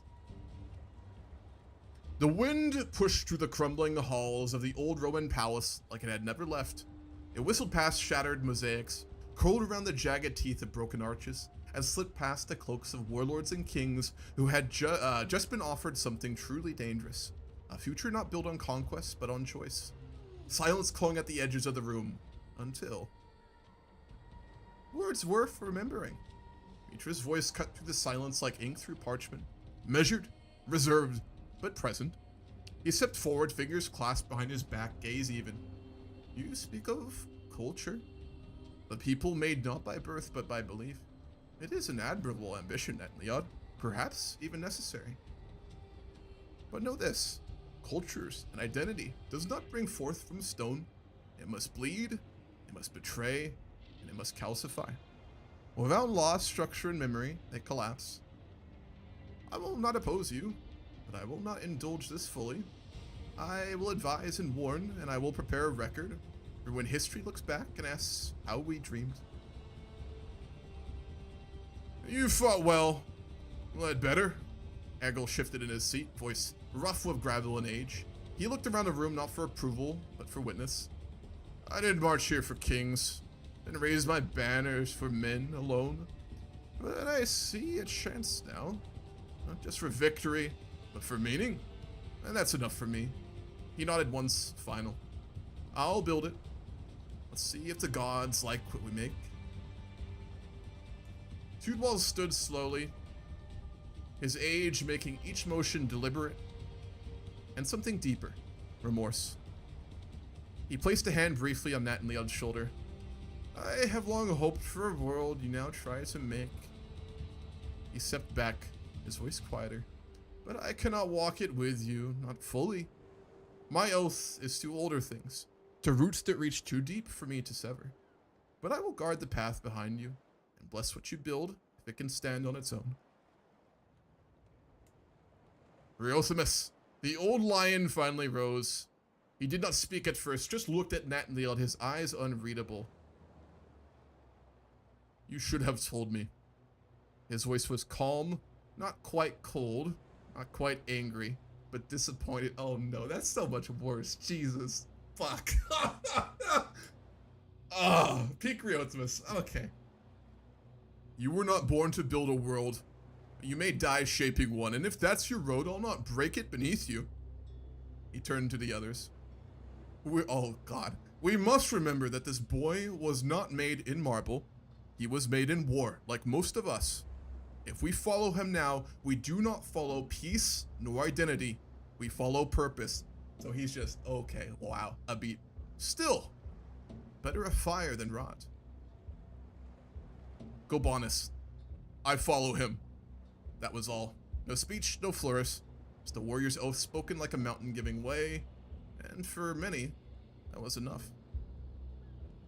Arthas. The northern warlord stood, voice a low rumble.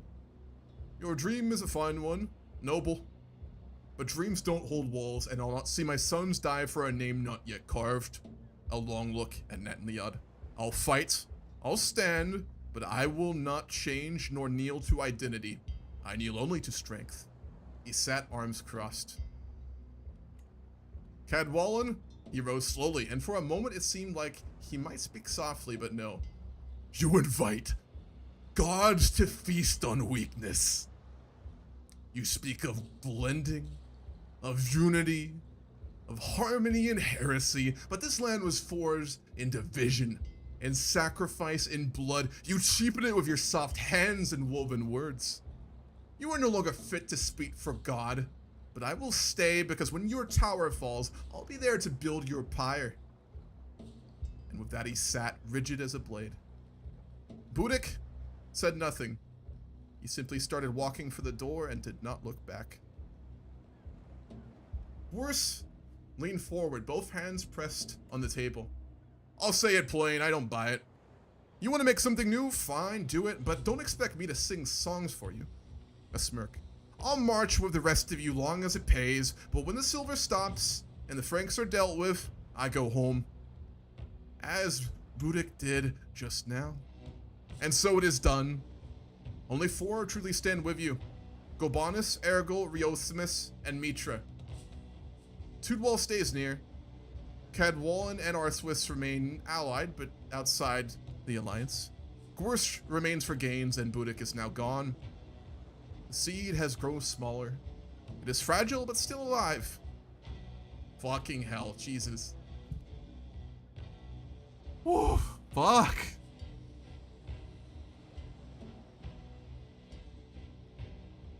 He really hit him with the "I'm not mad, I'm just disappointed." He really did.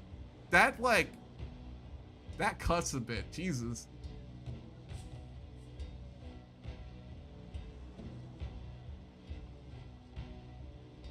Yeah, this is bad.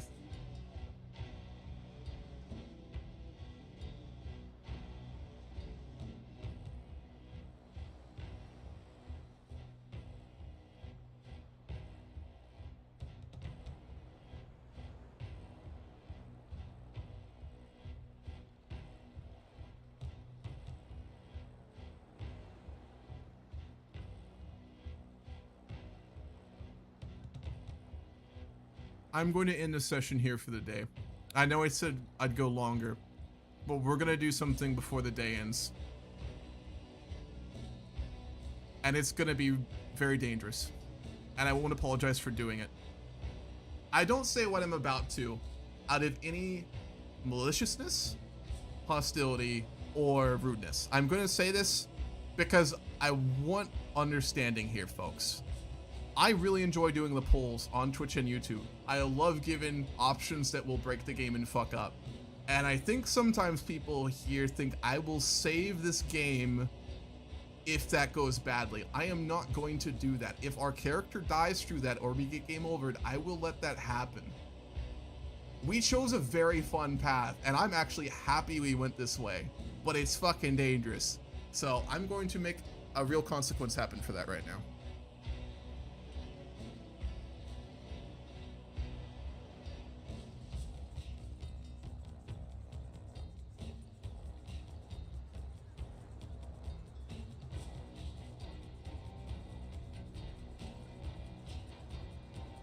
And you can dislike me for this or dislike this choice. I respect that, but I'm making it anyway.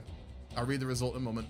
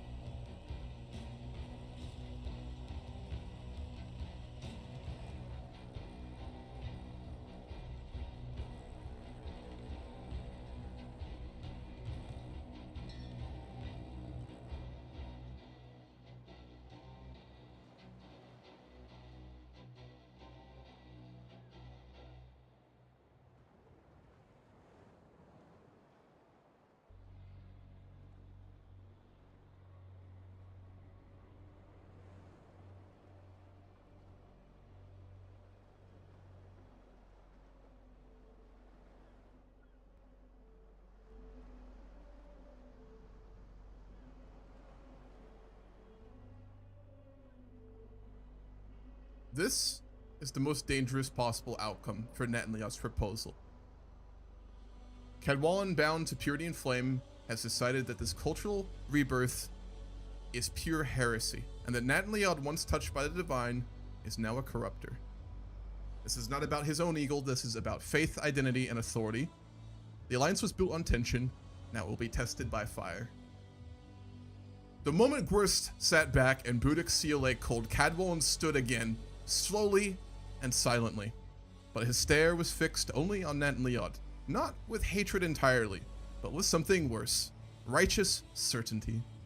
He stood forward slowly, each boot echoing like a drumbeat in the stone, and then he drew his sword, not fast, not violently, ceremonially, and he spoke in the old tongue first, a sacred invocation, half druidic, half forgotten. "You have spoken for the future, and I speak for the fire. You claim no crown, yet command like a king. You build no temple, yet you demand new gods. He points to blade, not raised, just aimed at Natan Leod. You were once chosen by God, even if you will not admit it. And now I say you are fallen. You wear softness as virtue. You call weakness peace? I will not let this land fall into shadow wrapped in pretty names. I challenge you, Natan Leod, of Britannia Prima, not as rival, but as purification. One of us walks away, the other feeds the beasts in the earth. The room is frozen. Even Gabanus doesn't move yet.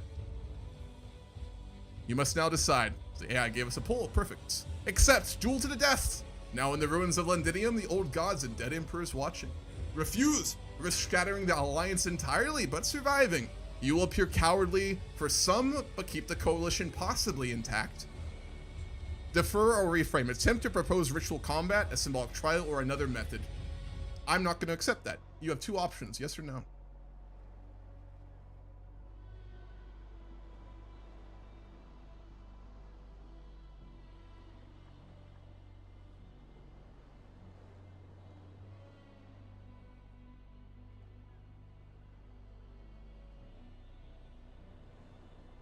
I'm also going to make this a flash poll. You will have 1 minute.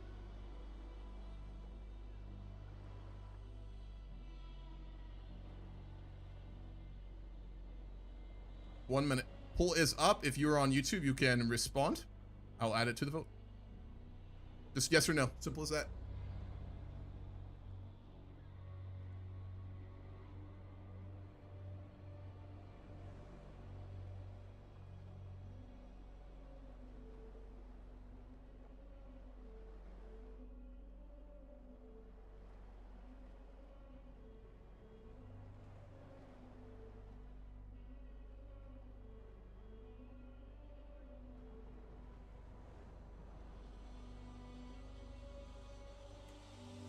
No. He's got 10 prowess. It's not really high, but it's good enough that he could win. We're a very good duelist, folks. We are a very good fighter. But this isn't about skill or possibility of winning. It's not even remotely what it's about. Yep, absolutely. Everyone's accepting. So we do it. No cheap roleplay bullshit for this one.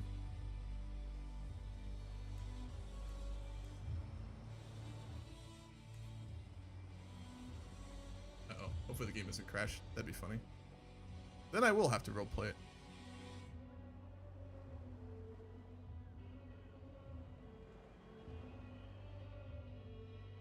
So one last underlining. This makes the game really fun. This is going to be an awesome RP event, but I want to frame it correctly. Please do choose dangerous choices, but please do remember I will keep doing shit like this. Which I hope makes you want to do it more. But understanding is the important thing. I just bricked the game though. I don't know why. Second. Try to get him to challenge the build here.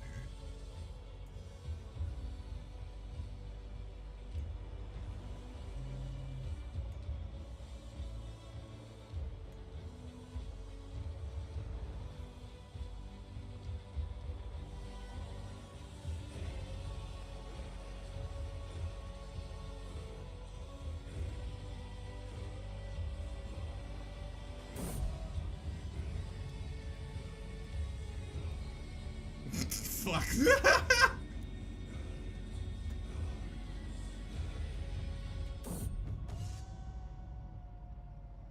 We're gonna do it from Cadwallan's perspective here, folks. So I'm gonna read it through, and I'm gonna tell the AI what happens, and we'll get the full narrative of the fight. Simple as that. Let me get some good music going here.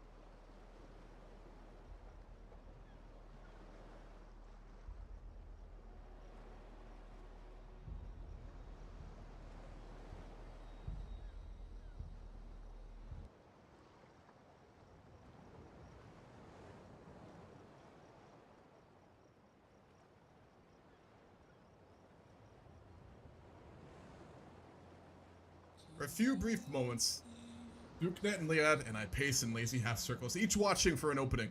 I raise my sword, I'm gonna just say swords, ready to defend myself while he clutches his firmly in hand. Only one of us is walking away here today. We'll say that they went like, no, fuck it, we'll just fight it in the hall itself. Inside the ruined fucking ex-Roman palace. That's iconic. With a sudden twitch, our bout begins. Natan Leod counters with a fierce hail of rapid attacks, almost crushing me repeatedly. I'm gonna roll 1d3s for each of these.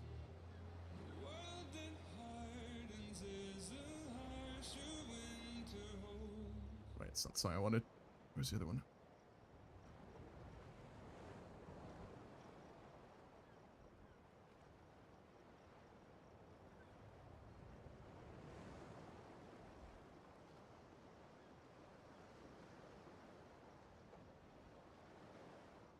There we go. Show you how I raise a sword. My sword flows around Natan Leod like water, each strike chaining fluidly to the next, a series of perfectly timed attacks. Natan Leod pulls back from my every blow, letting me attack without getting another solid hit in. So long before I feel myself begin to tire.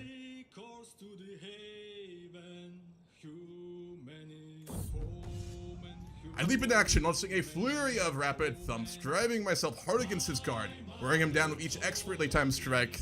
His sword moves into a lazy defensive position. He begins shouting me down. His tone, what one would use by a misbehaving serf. Natan Leod's talking his shit, damn.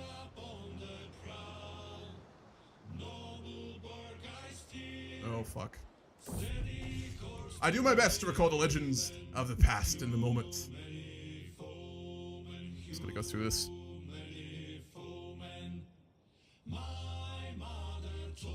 Fuck. Uh-oh. Oh, God.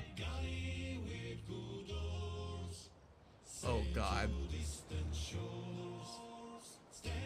Goodbye, Natan Leod.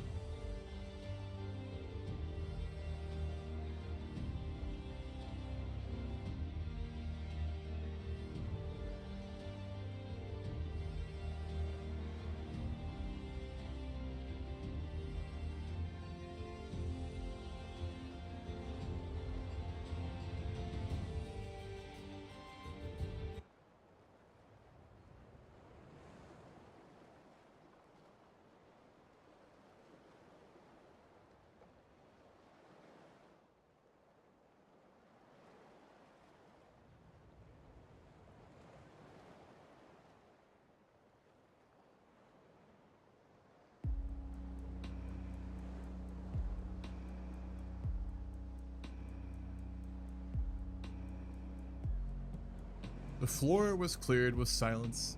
No horns, no cries, only the shuffle of chairs and the weight of inevitability. The shattered dome above let in the late sun. Amber and rust dust heavy air. Natan Leod stepped forward first. No armor, just his blade. The same one he had thrown down in the early days of the Alliance when he promised he would not rule like a tyrant. Across from him stood Cadwallon, bare-chested, ash-painted, his eyes lit not with hatred but certainty. His sword was older than his rule, druidic iron. He named it before drawing it. No one had heard the name before, maybe not even him. They bowed once, not to each other, but to the circle formed, and then it began. First they circled. Cadwallon came forward fast and low. Natan Leod parried clean, riposted with a sweep that nearly took away the man's leg. Cheers did not rise, only breath sharpening. Cadwallon backed off, grinning, not mocking, but challenging, a flicker of blood on his thigh. Natan Leod pressed forward. His blows came like hammerfall, calculated, relentless. Cadwallon stumbled once, but he did not fall. Instead, he whispered something, a prayer, a curse, and then he slammed his foot to the ground, dust spiraling out, and something changed. Cadwallon dropped to a knee, not wounded, deliberately. And from that crouch he spoke aloud in the old tongue. You were not meant to lead. You were meant to carry the flame until I claimed it. And then he rose, not faster but stronger, and with deadly intent. He feinted left, a childish move. Natan Leod went to counter, but it was a bait drawn from myth. A move no man used anymore, but Cadwallon had studied it. From a legend.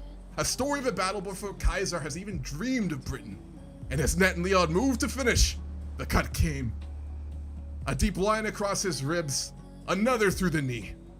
And the man staggered, not from pain alone, but from shock. Cadwallon stepped in, blade at his throat, but did not finish it. Natan Leod fell to one knee. He did not drop his sword, but he did not raise it again.